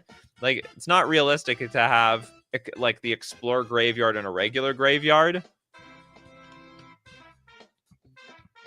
What the hell is this? Explore should be all colors. Oh, it's white, blue, and green. What a weird. Okay. I take it back. Apparently, white and blue, these are the explore colors. Every color has at least one card that explores, but some more than others, right? Spectrum, some more than others. Anyway, so I don't like this last ability. X cards from your graveyard at the bottom of your library. Those cards must have been put into your graveyard while exploring. I don't want to keep track of that. So you could say something like, put cards that were put into your graveyard this turn back on top of your library, or like cards that were put into your graveyard through Explorer put back on top of your library. This turn, something to that effect. Okay, next up we have the Space Sail Shipyard. It's an artifact land. Ooh, the Affinity players, they love it. It's got Barrier 2, which means it can't even get blown up. Tap to add Jeskai. This is already broken. It's already a superior like tri land or even a dual land. Pay X, tap, choose one, search your library for or graveyard for a vehicle card with mana value X and put onto the battlefield tapped. If you search your library this way, shuffle. That's just, it's broken. Create a token that's a copy of target vehicle you control with mana value X. It's broken. No, God, please, no. So first off, it should enter the battlefield tapped. And second, this ability should be like, you should sack it. Pay X, tap, sacrifice this land to get this ability. To be able to do this every single turn? That's wild. Yeah, untap tri-land with barrier, which means it gets, it's got like, what's it called? Not stun count, it's got shield counters on it. Oh, that was the percentage of cards in each color of, with Explorer. Okay, let's look at those stats again. White has 15, blue has 10, black has 20, red has 2.6, green has 40. Okay, that's all I needed to see. So basically, not a lot of blue in blue and red. I like the stats. Though it isn't fetchable at the very least, that doesn't matter. Too strong. But it's simple to fix it. Enters the battlefield tapped, and you can have these things, but it's got to be pay X, tap, and sacrifice this land, choose one, and perfectly fine. Perfect, and it would still be a strong card, by the way. It would still be a very, very good card, but it wouldn't be broken. This is just too efficient for what it does, in my opinion. Nova the Space Wolf. Let's take a look at your second half of your thing. Dragon Guard Lookout. Hold on, did you submit it recently? Dragon. No. Okay. Dragon Guard. There we go. Ooh, who is this? Reminds me of Stoneforge Mystic. Yeah, and it's an artifact land, so it was a really good card in the Affinity decks. And mind you, each artifact land that only adds for 1 mana is banned in Modern, and that land adds 3 mana, has shield counters, and also gets to tutor up cards. So, survival skills. 5 mana sorcery. The toughness of creatures you control can't drop below 1 until the end of your next turn. The toughness of creatures can't get lower. That is a very unusual ability, but okay. If survival skills is sent to the graveyard without being cast, the toughness of the creature with the highest power you control can't drop below 1 until the end of your next turn. Survival skills is sent to the graveyard without being cast. So it like went from my deck to my graveyard. The toughness of the creature with the highest power you control can't drop below 1. Oh, I see. So if this gets milled into your graveyard, you can give this cannot go below 1 toughness ability to a creature. Now, it's not useless. It sounds weird. There's a lot of cards out there that like give target creature -2/-2, or like all creatures get -X/-X. This protects versus it. Or discarded from hand. Well, your opponent would have to be an absolute idiot to enable this thing. I mean, I guess they could, and like they just know it is an until end of turn effect. That's Riven. Oh yeah, this is League of Legends. We're Piltover. We're back to League of Legends world. I gotta watch the Netflix series so I can understand these cards better. Pass. Thou shall pass. Mechanized Mimic, a 5 mana. This is bad. This is a badass looking villain-ish person. 3/4 for a PNZ human construct. That is a pretty new creature type to me. That's a new creature type. That also means we got ourselves a bingo. Our first one. That means there's gonna be at least one freebie at the end of this show. At least one. Who knows? There could be more. Okay, it's got Augment. Whenever you put an artifact onto the battlefield, creatures with Augment get a +1/+1 counter. Okay, so...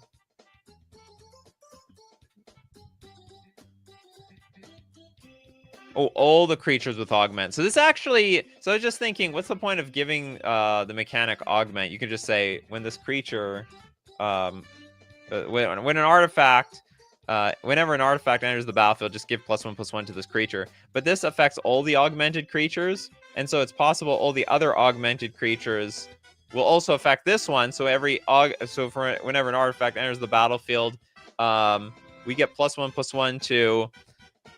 We get like 2 triggers basically to all the augmented creatures. Whenever Mechanized Mimic attacks, give it all keywords on all other creatures you control. Why did we have to do that? That breaks with the clue tokens.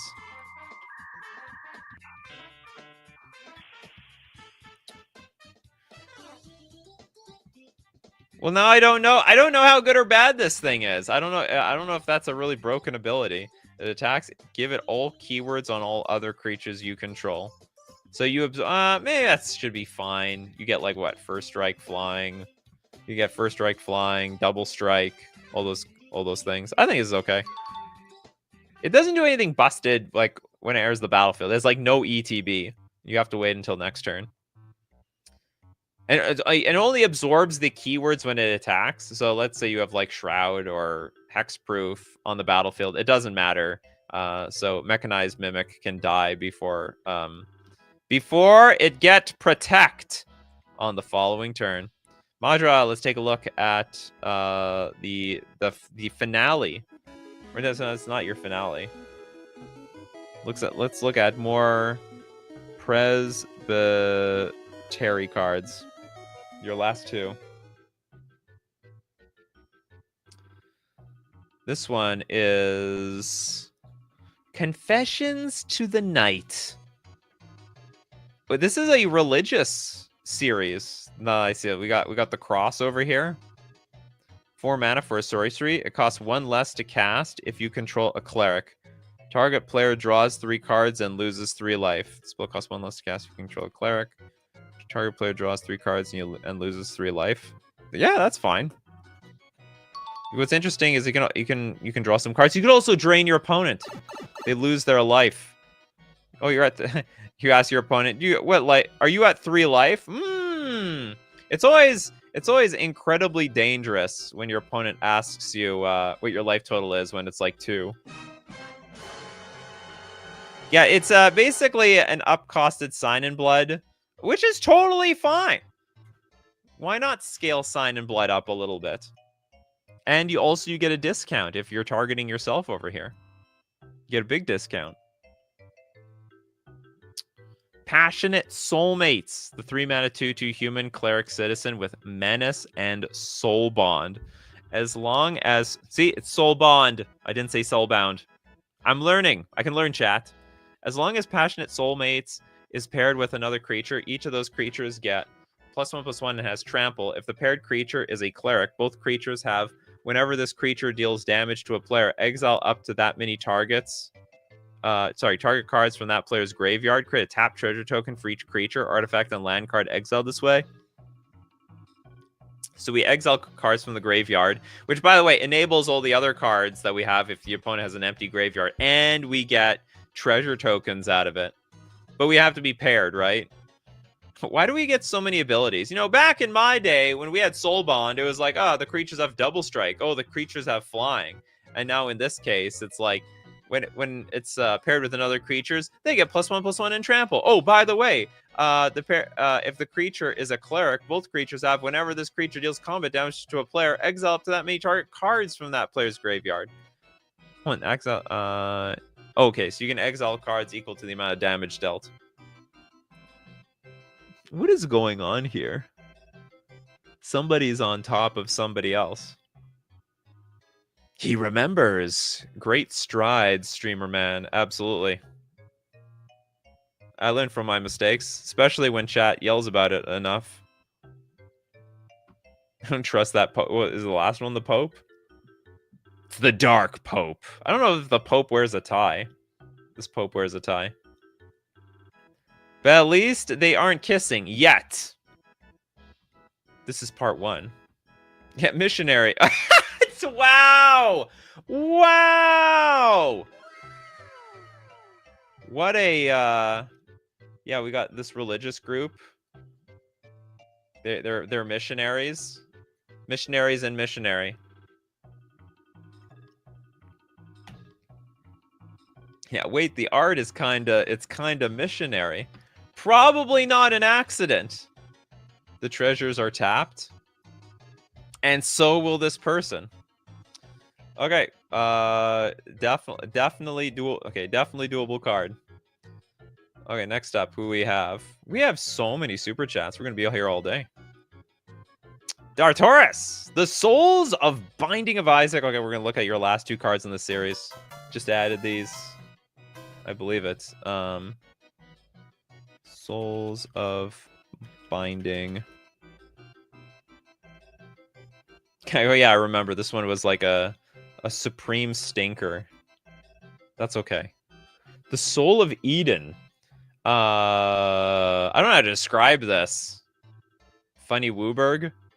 Wooburg hybrid. Instant soul. Choose 2 artifacts you control and exile them. For each artifact exiled this way, search your library for an artifact with mana value equal to the mana value of the exiled artifact. Put onto the battlefield, tap, then shuffle. If Soul of Eden would be put into the graveyard, put on the bottom of your library instead. Actually, very interesting card. I think this is a great idea. So it's like sort of a crappier Tinker. It probably should be a sorcery. Like these sort of like destroy thing. You're in this case, you're exiling them, but basically destroy this thing. Look for cards in your deck, put them on the battlefield. That's usually, it's usually done at sorcery speed, so it gives your opponent some ability to interact with it. At instant speed, it's a lot harder because you could just be like, pass the turn. Oh, look at me! I for double.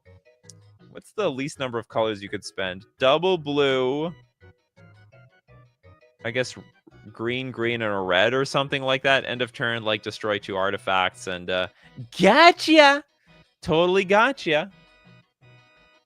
Well, these sort of effects are almost always sorcery. You look at your polymorph. You look at indomitable creativity. You look at mass polymorph. They're all sorcery speed types of cards. You look at Tinker. You know, it doesn't target anyway, so there's no reacting to it. Well, you can counter it. You can there's ways of interacting. So like, let's say you have only 2 artifacts on the battlefield, you just blow them up and then there's nothing. And usually you target. I don't mind the choose 2 thing. I think it does cost 5 mana, so maybe it should be I think you should get that bonus out of it. But yeah, and it's interesting. You can't even upscale like a random treasure token into Blightsteel Colossus. You specifically say you get something of equal mana value. So you get to exchange some crappier cards at a mana value for like maybe your most premium cards in your deck. So I actually think this is a great card. I think it's great as designed. Probably should be sorcery speed, but I do not know, to be honest. It's meant to act as a reroll for 2 items you pick up during the game. Absolutely. Yeah. We have quite a few of those like re-rolly types of cards. There's actually a lot of decks just completely built around them.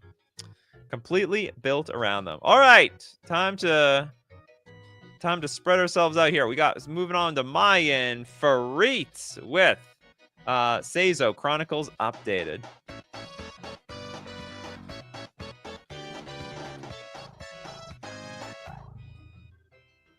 What the hell is this frame? This frame is cursed. Cursed, I tell you. 5 mana for a 3/3. It's Seizo Magic Miscreant. Looks like someone going to like one of those posh like New Year's parties or something where they put like a mask on. Anyway, Rogue Wizard. Or like maybe a posh Halloween party. Flash, Flying, and Haste. Oh my goodness. When Seizo enters, counter target spell. Oh my god! Okay, if that spell is countered this way, exile it instead of putting it into the graveyard. You may play cards exiled with Seizo, and you may spend mana's lower mana of any color to cast those spells. Then for 3 mana, tap, exile Seizo, then return it to the battlefield under your control. Is that too strong? Oh, the frame is from the Lord of the Rings set? Oh yeah, you're right. Sorry about that. I didn't notice the, some old Elvish. I can't read it. There are few who can. I'm just wondering, hey, is this like too strong? It's basically, it's like basically an ETB counterspell that gets to play your opponent's counterspells. And then you can like, no, okay, you can have, I don't know if you can have this ability here. That sounds so frustrating. I have to permanently have this counterspell on the battlefield. Or maybe it's not that much different from, what's it called? The fairy, the 4-mana fairy with Persist, where you pay a blue sack and counter target spell. But this is so much stronger. It's so much stronger.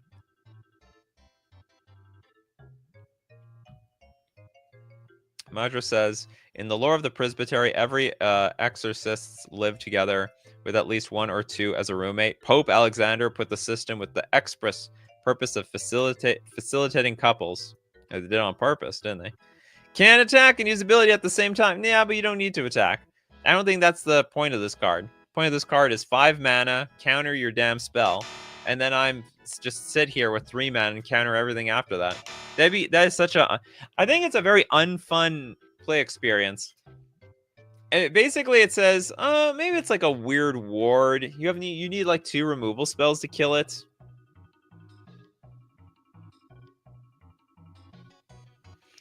I just don't know what to compare this to. It's probably fine, but super frustrating to play against, especially since you can play the opponent's spells. It could be broken. Okay, intent to replace. 4 mana for an instant. Destroy target creature or planeswalker. Search your library for a creature or planeswalker card with the same or less mana value. Reveal it and put it to your hand. Search your library. Oh, you search your library. Then shuffle your library. So... Oh, is this broken? It's 4 mana, though. Dimir is an unfair play experience. Seems too stonk to me. Gruesome art? Well, I think that's the point. The intent is to replace it with like a better creature.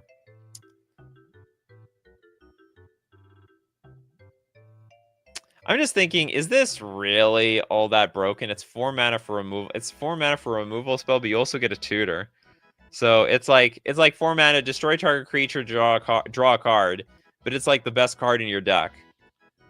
I think, like, I don't know. I could be wrong, but I think it's too strong. I think it's too strong. It's like instant speed, diabolic tutor that kills things. Too strong. Dubious cooperation. You love Demir, don't you? Okay, we have 5 mana enchantment. Demir is an unfun play experience, says the person who made the cards. Okay, 5 mana for an enchantment. Whenever an opponent casts a spell, you may pay 3 mana. If you do, copy that spell. You may choose new targets for the copy. If the spell is a creature spell, it is an illusion in addition to its other types, and as whenever this creature becomes the target of a spell or ability, sacrifice it. I don't know how to evaluate a card like this. Because for the rest of the game, you're just copying your opponent's stuff. If you're ahead, like with a card like this, if you're ahead, you are just permanently ahead. This has got to be like one of the most unfun things to play against.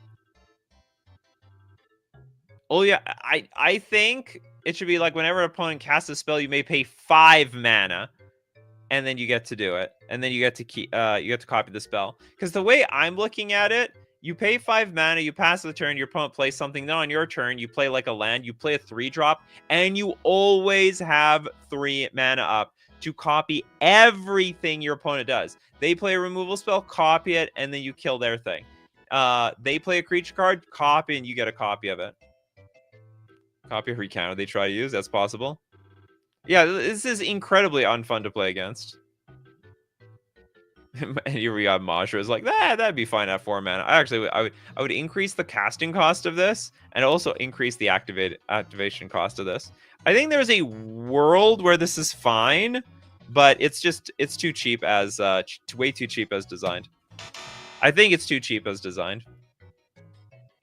Of all the cards, I think this is the fairest. This is the fairest one of all.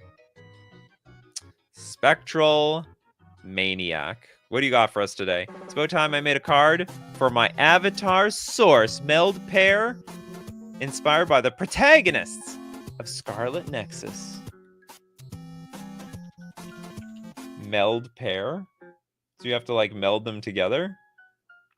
Shows their ability to throw objects at enemies, plus their hidden powers when combined. The hidden powers. Okay, we've got 4 mana for a 3/3 human psionic. Gravikinesis. Sorry, Gravikinesis. I think I pronounced that right. Whenever what is this actually? Yuito Sumeragi, Earnest Protector. And when it attacks, choose an artifact. You deal damage to any target equal to the mana value of that artifact plus 1. At the beginning of combat on your turn, if you both own and control Yuiti Sumeragi, Earnest Protector, and a creature named Kasane Randall, Stoic Guardian, you may pay 5. And if you do, exile them and meld them into the Yuito and Kasane Red String Welders. And this is Kasane Randall, Stoic Guardian, 4 mana for a 3/2, first strike. And when it attacks, choose an artifact. Kasane deals damage to any target equal to the mana value of that artifact plus 1.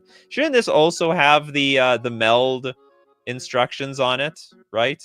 Pretty sure it should have meld instructions. And it melds into Yuito and Kasane, the red string wielders. What the hell? I thought it would meld into a whole new person. How is that your avatar?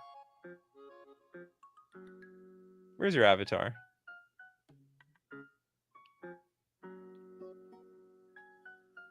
I don't understand how that has anything to do with your avatar. Who is Ernest and why does he need protection? Sure. Nikachu on point with the Japanese. Not really. My Japanese is very rusty. Okay, we got Kunad Gate Singularity. When this creature melds into Yuito and Kasane, red string wielders, take an extra turn after this one. Okay, well that's dangerous. And we got Sass, Gravikinesis, Whenever Yuito and Kasane, red string wielders attacks, choose any number of target artifacts. Yuito and Kasane deal damage to any target equal to the total mana value of those artifacts, then destroy those artifacts. This ability is terrible! This ability is awful, right? Yuto deals damage to any target equal to the total mana value of those artifacts, then destroyed. Oh, wait a minute. You can choose your opponent's artifacts. I think you can choose your opponent. Oh, that's the point. Okay, maybe this is actually good. So we can take our opponent's artifacts, throw them at our opponent, and then also they have to sacrifice those artifacts. Okay, I get it. Okay. Usually with cards like these, you have to throw your own stuff. Spectral Maniac is more resourceful. They take your opponent's stuff and throw it at them. No, it's not too bad. Honestly, I think it's a lot of work. I still think it's a lot of work to meld this thing together, but I get it when you get the whole plan together. The whole plan together. The damn Jaws. Another Shackle. What is what's a custom card day without Shackles? Shackle Forge and Weight of Collector's Sins. Shackle Forge. Oh, it was right there. 3 mana for a legendary artifact. Whenever a shackle you control would be unshackled or destroyed, you may pay 2. If you do, return it to the bottom of your library. What's with all of you, like, putting the cards on the top of your library, put them on the bottom of the library? You just don't like them having anything in your graveyard. Or in exile, for that matter. And remember, shackles are like, sort of like equipment for your opponent's stuff, usually. Pay 2 return. Okay, so that also seems very awkward. Paying 2 mana to put it back in your deck? Tap, reveal the bottom card of your library. If it's a shackle, you may shuffle your library. Like, I get it, but it's really weak. This is a very dirtly card. It's a very, very dirtily card. I think there's, like if there's a card that was unshackled or destroyed, you know what also works? Bouncing the artifact back to your hand, that also works. This is like 3 mana for an artifact. If the shackle falls off, well, I can pay 2 to put it back in the deck and then shuffle the deck. Oh my god. Yeah, not well, it probably is a rare. Here's the thing, like Wizards, just because the card is rare does not actually mean that it's good. It sometimes has like these quirky, weird abilities that they cannot put in the uncommon and common slot. Like you would never draft this thing, right? Like you can't have the draft pool full of Shackle Forges. I think. Maybe you can. I don't know. It's possible. So anyway, Shackle Forge definitely is a pass, but not very, very dirtily card. Okay, Weight of Collected Sins. It's a 3 mana colorless enchantment. Anyone can play this. Whenever a shackle you control would be removed from the field, and its unshackle cost wasn't paid, exile the permanent that shackle was last attached to. If the player was shackled, the shackle's owner exiles a non-land permanent that player controls instead. That's cool. So it's basically, it's like a lock. It's a lock piece. I shackled this thing. I play Weight of Collected Sins. If you get rid of the shackle, you get rid of your creature too. So like, it's a lose-lose situation. You're damned if you do. You're damned if you don't. All right, next up. Do we have any other big cards? Okay, we move on. Oh, it's Winter Fox. I haven't seen you in a while, Winter Fox. Where have you been? Grimoire Night Eclipse Rose. Something in my style. Missing snow mana this time. What? That is your thing, though, Winter Fox. Grimoire. That's your thing. Every single time we see like a colorless permanent with like indestructible, we think Winter Fox from here on out. You've definitely made a name for yourself. Okay, we have what is this? 1, 2, 3, 4, 5 colorless, 4 generic for a Grimoire Knight Eclipse Rose, a 4/4 human knight warlock. Of course, it's got Ward of a colorless, 1 generic, which is going to be just almost impossible to pay. And we also have Indestructible, which means I believe this card where is it? You can't get rid of this card. You can't get rid of any card that Winter Fox makes. During your upkeep phase, place a -0/-1 counter on each non-colorless creature you do not control, so you shrink all your opponent's stuff. And then we have non-colorless creatures with 2 or more -0/-1 counters on them gain backlash. Creature with backlash deals damage equal to its controller equal to the base toughness when it dies. Oh. Equal to its base toughness when it dies. But if you kill them somehow if you kill the creatures with -0/-1 counters, then it'll just die with no toughness. But I get it. Okay, so if the creature dies, damages the opponent.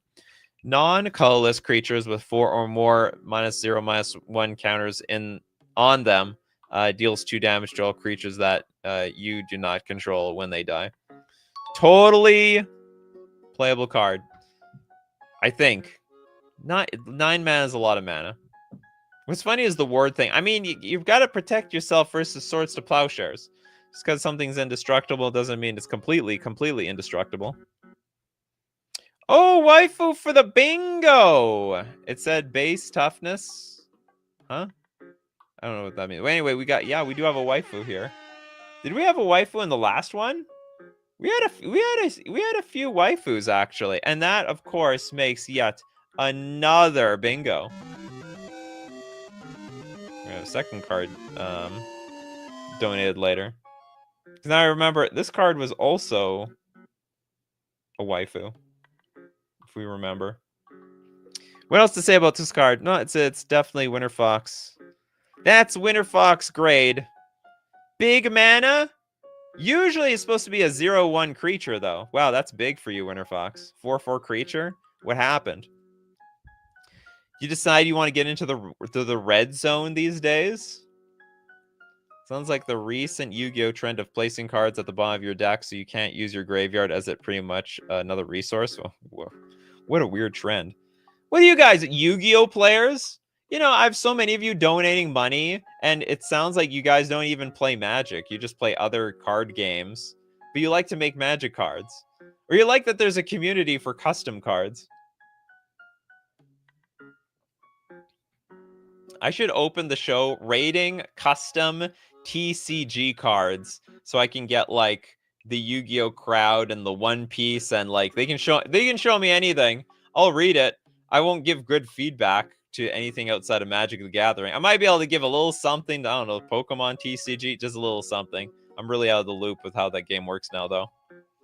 This one basically because a knight doesn't feel like it should be a 0/1. Oh, okay. A lot of knights are 2/2s.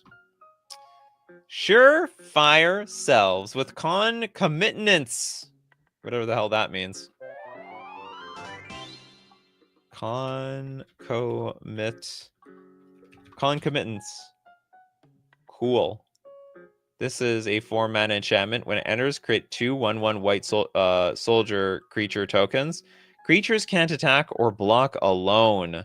They must attack together. They must block together. Creatures can't attack or block. But it doesn't change too much, right? I want to say there's a lot of cards like this. There are some creatures that are like pretty big for their mana cost, but they're not allowed to attack or block unless they attack with another creature or block with another creature. So this is very reminiscent of that. Most of us were Yu-Gi-Oh players in our youth. Most of us. I was a Pokemon TCG player. Why? Because I don't know if Yu-Gi-Oh even exists. No, I think Yu-Gi-Oh did exist when I started playing Pokemon. I think it's just as old. Sounds like Menace with extra steps. Except, see, that's what I thought at first. But remember, creatures can't attack or block alone. But if you attack with 2 creatures, you can then block each creature with 2 creatures. Sorry, each creature with one creature. You just need to have 2 of them blocking. So it's not exactly the same thing. In essence, not much is changing with this card on the board, basically. I can't pay my bills, so how to play Magic? You can't pay your bills, so it's probably because of Magic. What if you play all TCG? I would never be able to keep track of the metagame for every single game. That sounds like absolute hell. Okay, definitely a playable card. Honestly, this is the one card today that looks exactly like a Magic the Gathering card. In fact, I don't know every card in Modern Horizons 3. And you got the symbol here. If you just told me this was a card from Modern Horizons 3, I would just believe you. I would literally just believe you. I don't know every card from the set, especially like this looks like a draft card to me. It's like, you get play 4 mana, you get some value, make attacks and blocks a little awkward. So, yes. Okay, next up. Let's what are we doing here? This was Surefire Selves. Okay, we go back to Didam Draws with Vampiric Manor.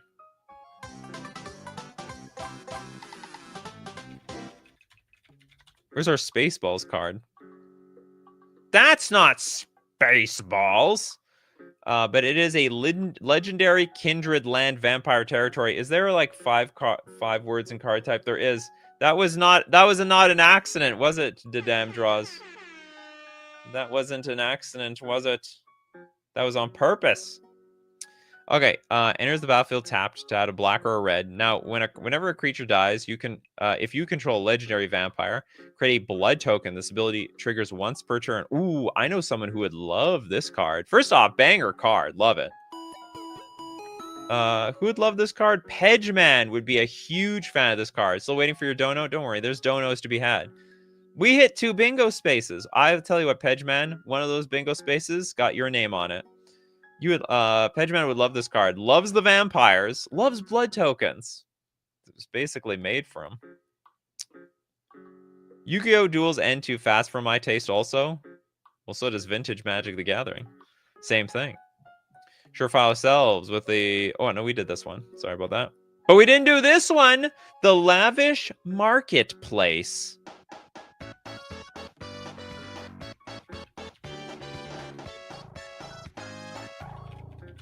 Yeah, I couldn't tax simplify this one. What the hell?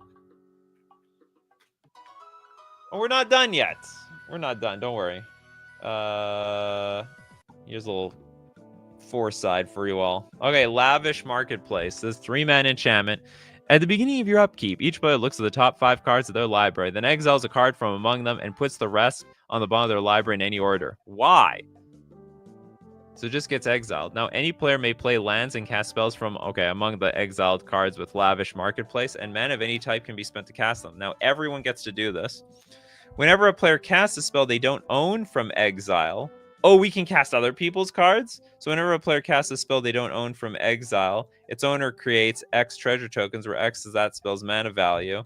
And then... Oh, so it's like, you bought this from me. I got the money.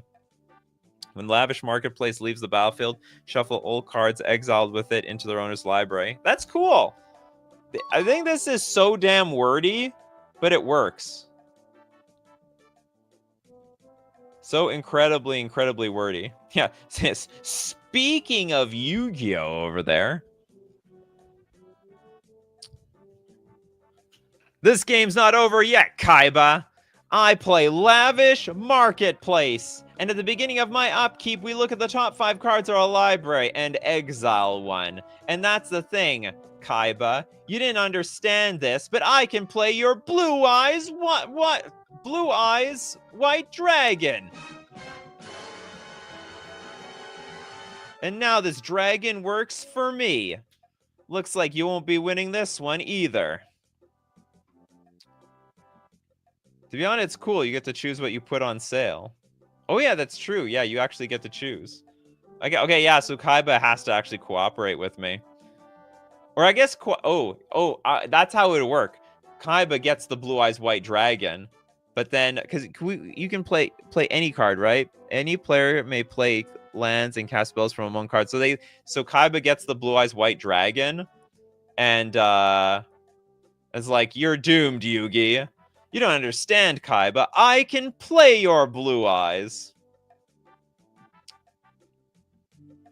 Your first stream, you got mentioned. You got mentioned again.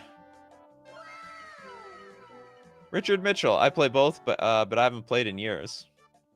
We just gotta stick with Magic. It pays me that you stick with Magic. All right, next card. Epic Nate with the Flashing Queen.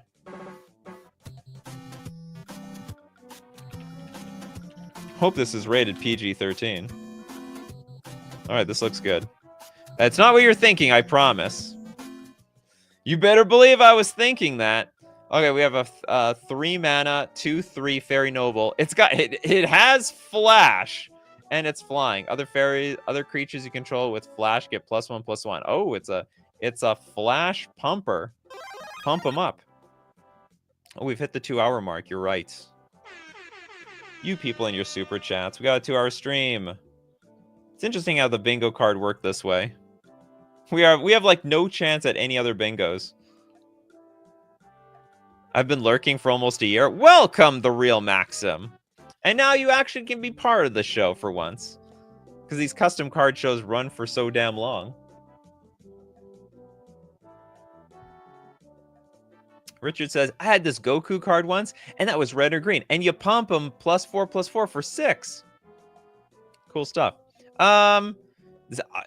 This is like a very realistic card. It's too real for me. It's way, way, way too real. Honestly, fairies needs this. Fairies suck because they're all 1 toughness. This one at least is definitely a lord. Oh, but it's only gonna help the flash fairies. I mean, I guess it could just help flash creatures in general. I feel sorry for the fairy players now. I wish it said just other creatures you control get +1/+1. But this is fine too. I get it. I get it. It's a nice card too. Either way. This show runs forever and we love it. I look at the stats. Some of you I have to imagine quite a few are sleeping to this show. There's no way everyone is so intensely paying attention to the thing from beginning to end. Some number of the coffee crew, they just like to doze off at about the 25-minute mark. Should be Dimir, not Simic. Well, Simic is like Lord like, you know what I mean? So we got the blue for the flash, and we got the +1/+1 for the green. Could be Dimir. Okay, well I don't seem to know what the hell I'm talking about. I think it's fun. I think it's beautiful as it is. Okay, Dadam draws. We got the Rhinoplasty Ransom. We needed a Spaceballs card, and we got it. Rhinoplasty. Got a nose job. Okay, we have a 3-mana enchantment. Enchant target creature. Remove all counters, enchantments, and other enchantments from enchanted creature. That's hilarious. Enchanted creature cannot be modified, but they already did get modified. Equipment auras you control encounters are modifications. I can't remember what the point of this nose job thing was. They were trying to insult her or something. Princess Vespa. Her nose job. You're like, what was the lore behind this? I have the show running while soft working or at lunch. You know, like doing the laundry. Definitely anyone at the 2-hour mark. Okay, at the 2-hour mark, here's I'm predicting what you're doing right now. You're at work doing some like really repetitive stuff that you can do while listening. That's one. Second, you're asleep, so you can't even hear me. Third, you're doing like chores around the house. You just need to hear something in the background. You're doing your laundry, you're doing your dishes. You might be out getting groceries, and I think that's it. I think those are the 3 types of people that have hit the 2-hour mark. Wouldn't this card get bounced since it's a modification? Enchanted creature cannot be modified. Oh, you're right. there's a problem here. So it cannot be modified. It's like protection from white, and then you put a white aura on it, basically. So I don't know. Does it, maybe I think it does get bounced. It removes all other enchantments first. Oh, it says other. Okay. Move all. No, it says remove all counters, equipment, and other enchantments. Okay, from enchant. Okay. You know what? The damn draws is really good at making cards. Saw that a mile away. Knows everything. It's 12 p.m. and I should go to sleep. You mean 12 a.m.? Well, no, you people are here live because you want to get your card on the show, right? Trent Sims, reliable Warthog. Last one for the road. Reliable Warthog. Cool. Okay, we have a vehicle. It's a 4-mana 4/4 with vigilance, and when it enters, create 2 1/1 white soldier creature tokens. Oh, it's basically just a creature. So 4 mana for a 4/4 creature, and you do have to crew it. I like it. I actually like the design. Maybe they should make more vehicles like this, where it's like it comes into play as more like it's a Sika's Chariot, right?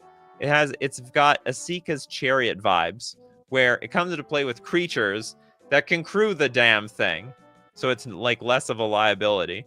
And don't get me wrong, like Asika's Chariot, it's a strong card, but it's not broken, or maybe it was. I can't remember. I think it got banned in one format, but we can fix it. All right, we got reliable Warthog here. It's not 2/2 creatures, and they don't keep multiplying the damn tokens. We just have the tokens till equip the damn thing. Like it. Great card. Great design. It's the fairest card I've seen. It's not the fairest card I've seen. I mean, this thing can beat me down, but either way, I like it. Surefire Selves. We got Kur Shock. Mer Beast. This is going to be a Merfolk or something? Mer Beast. Continuing the trend of me making a Merfolk every now and then just for Nikachu. Oh, thank you so much, Surefire Selves. I really appreciate that. Okay, we got a 5-mana 3/4. It's a Dragon Merfolk? The hell's a Dragon Merfolk? It's going to breathe fire underwater. But it's got Island Walk. It is a legendary creature. Whenever Kershock Merbeast attacks, add blue for each Merfolk you control. Spend its mana only activate abilities. Well, because I can't use it on anything else. Pay a blue, each Merfolk you control get +1/+1. Holy moly! That's crazy. Add blue for each Merfolk you control. So basically, for each Merfolk that attacks, it gets... What's the point of this ability? Well, it might as well just say... When Kershock Merbeast attacks, add blue. Sorry, just like each Merfolk you control gets +1/+0. Because I don't know the difference. I guess there's some other activated abilities you can use the blue mana on, technically. But that's probably not what this is for, though. This insta-kills probably. Well, if instant, you mean I have a bunch of Merfolk on the battlefield. I play this creature, pass the turn, untap, get to attack, declare my attacks, get to attack with this, maybe, but probably not. You can pump it even more as a reason. Or you can pump up this thing, I suppose. Breathing fire underwater only shoots up bubbles with fire inside them. I like this. I like the image of that. I can see that in my mind. Okay, cool card. Probably not broken. Wish it was more competitive playable, because it's 5 mana. It's really, really hard to cast. Okay. We got 2 freebies. One of them is going to go to Pedgeman, because Pedgeman loves being here. And I guess one of them... I don't think we did this card, right? We could probably give one to Kiki. Where is Pedgeman's card? Okay, Pedgeman, which card do you want to do? I'm gonna go with Kiki's card first. Is Kiki here? I can only imagine. We have a 4-mana 4/4 Demon Cat. Companion. Each instant and sorcery card in your starting deck has a mana value 3 or greater. Oh. Then whenever you cast an instant or sorcery spell with mana value 3 or greater, gain X life and scry X, where X is that spell's mana value +1. Cast an instant or sorcery spell with mana value 3 or greater. So it's a huge life gain machine. That's insane. Was this your thing? The real Maxim? We got Kiki, the good omen. Very, very good omen. So, first it's a companion, which may not necessarily mean it's broken, but you know, it's a very strong card in one-on-one Magic. Each instant sorcery card has to be 3 mana or greater, but that means you can play with cheaper creatures and everything else. Wow, you get 3. You gain X life and scry X, where X that spell's mana value +1. That seems so strong.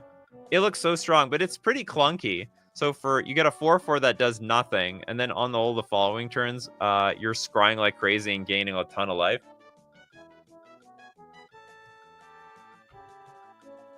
Corbinick says, love the has-been hotel reference. I have no idea what that means. I don't know where this picture starts or ends, to be honest. It's part of my has-been verse set. Everyone loves the sets. Why is the +1 needed? Would be clean otherwise. Whenever you cast an instant sorcery spell with mana value 3 or greater, gain X life and scry X, where X is that spell's mana value +1. Yeah, that could be true. It's probably pretty strong as it is, because you spend like 3 mana. Like, why are we getting greedy here? Anyway, I would have to play against. I would say this for certain. This is a very frustrating card to play against, because as you're casting spells, you're constantly gaining life, and you're constantly scrying to stuff. It is an OP. Don't get me wrong. This is an OP ability. I just don't know if it's too OP. Like, all your instants are clunky as hell, and you do have to pay 3 mana to get this thing into your hand and spend 4 to get onto the battlefield. So. You okay facing it? All right, you can die to it. What do I care? Okay, moving. Pedgeman wanted Rumia of the Shadow. Rumia of the Shadow Armada. We have a soldier. The art sort of looks like it's supposed to be a planeswalker. Okay, 4 mana for a legendary creature. It's a Demon Shade, 2/4 with Shadow. Black. Until end of turn, target vehicle becomes a creature, gains a Shadow, and whenever this creature deals combat damage to a player, create 2 treasure tokens unless that player discards a card at random. Sacrifice a creature with Shadow. Rumia phases out. That is so weird. Sacrifice a creature with Shadow. Has Shadow itself. You could sack itself to give it to phase it out, but then it would be dead already. So, by the way, for anyone that doesn't know what Shadow is you can only attack and block creatures. Sorry, you can only block and be blocked by creatures with Shadow. So you attack with a Shadow creature, it's basically unblockable unless your opponent has an opposing Shadow creature. Rumia with Shadow is very flavorful. What is? Oh, this isn't completely made up of Pedgeman's imagination.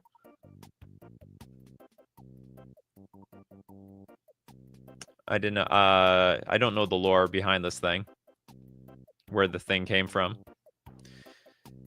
There's a lot of vehicle cards today. A lot of cards that are trying to make vehicles playable, and I think this card does. So the vehicle doesn't need to be crude, doesn't need to have Rumia on the battlefield, but essentially you're making your vehicle unblockable, and you're getting your opponent to discard a card at random unless they want to give you the treasure tokens. So I actually think this is a pretty banger card. They always come from Toho? What the hell is that? It's literally Captain Rumia's profile picture. Oh! You're right. It's Captain Rumia. Well, I have to inquire from Captain Rumia who this thing is. Shadow is the kicker. Oh, you think the Shadow should be a kicker here? Okay, Steve Cooper, who donates all the time. I'm going to end the show on Steve Cooper. Where is the Wii Sports? Grab Bag of Cards Series 5. Grab Bag of Cards. We're going to grab one. You got no art. Boo.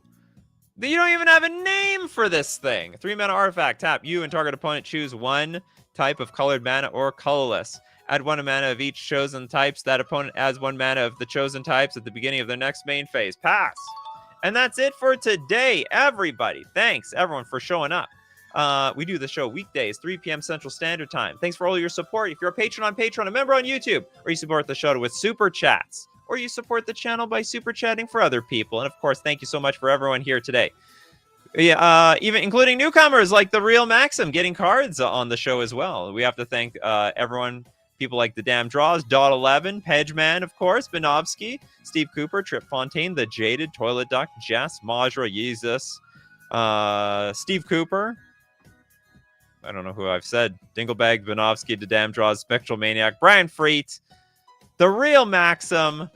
And of course, Pedgeman. I've definitely included you guys twice because you are the crew. You're the ones that make the show what it is every day, every week, and thousands of people get to enjoy your cards. So as usual, my coffee crew, keep brewing them coffees, and we will keep brewing up the magic. Take care of yourselves, and I will see you at the next cup.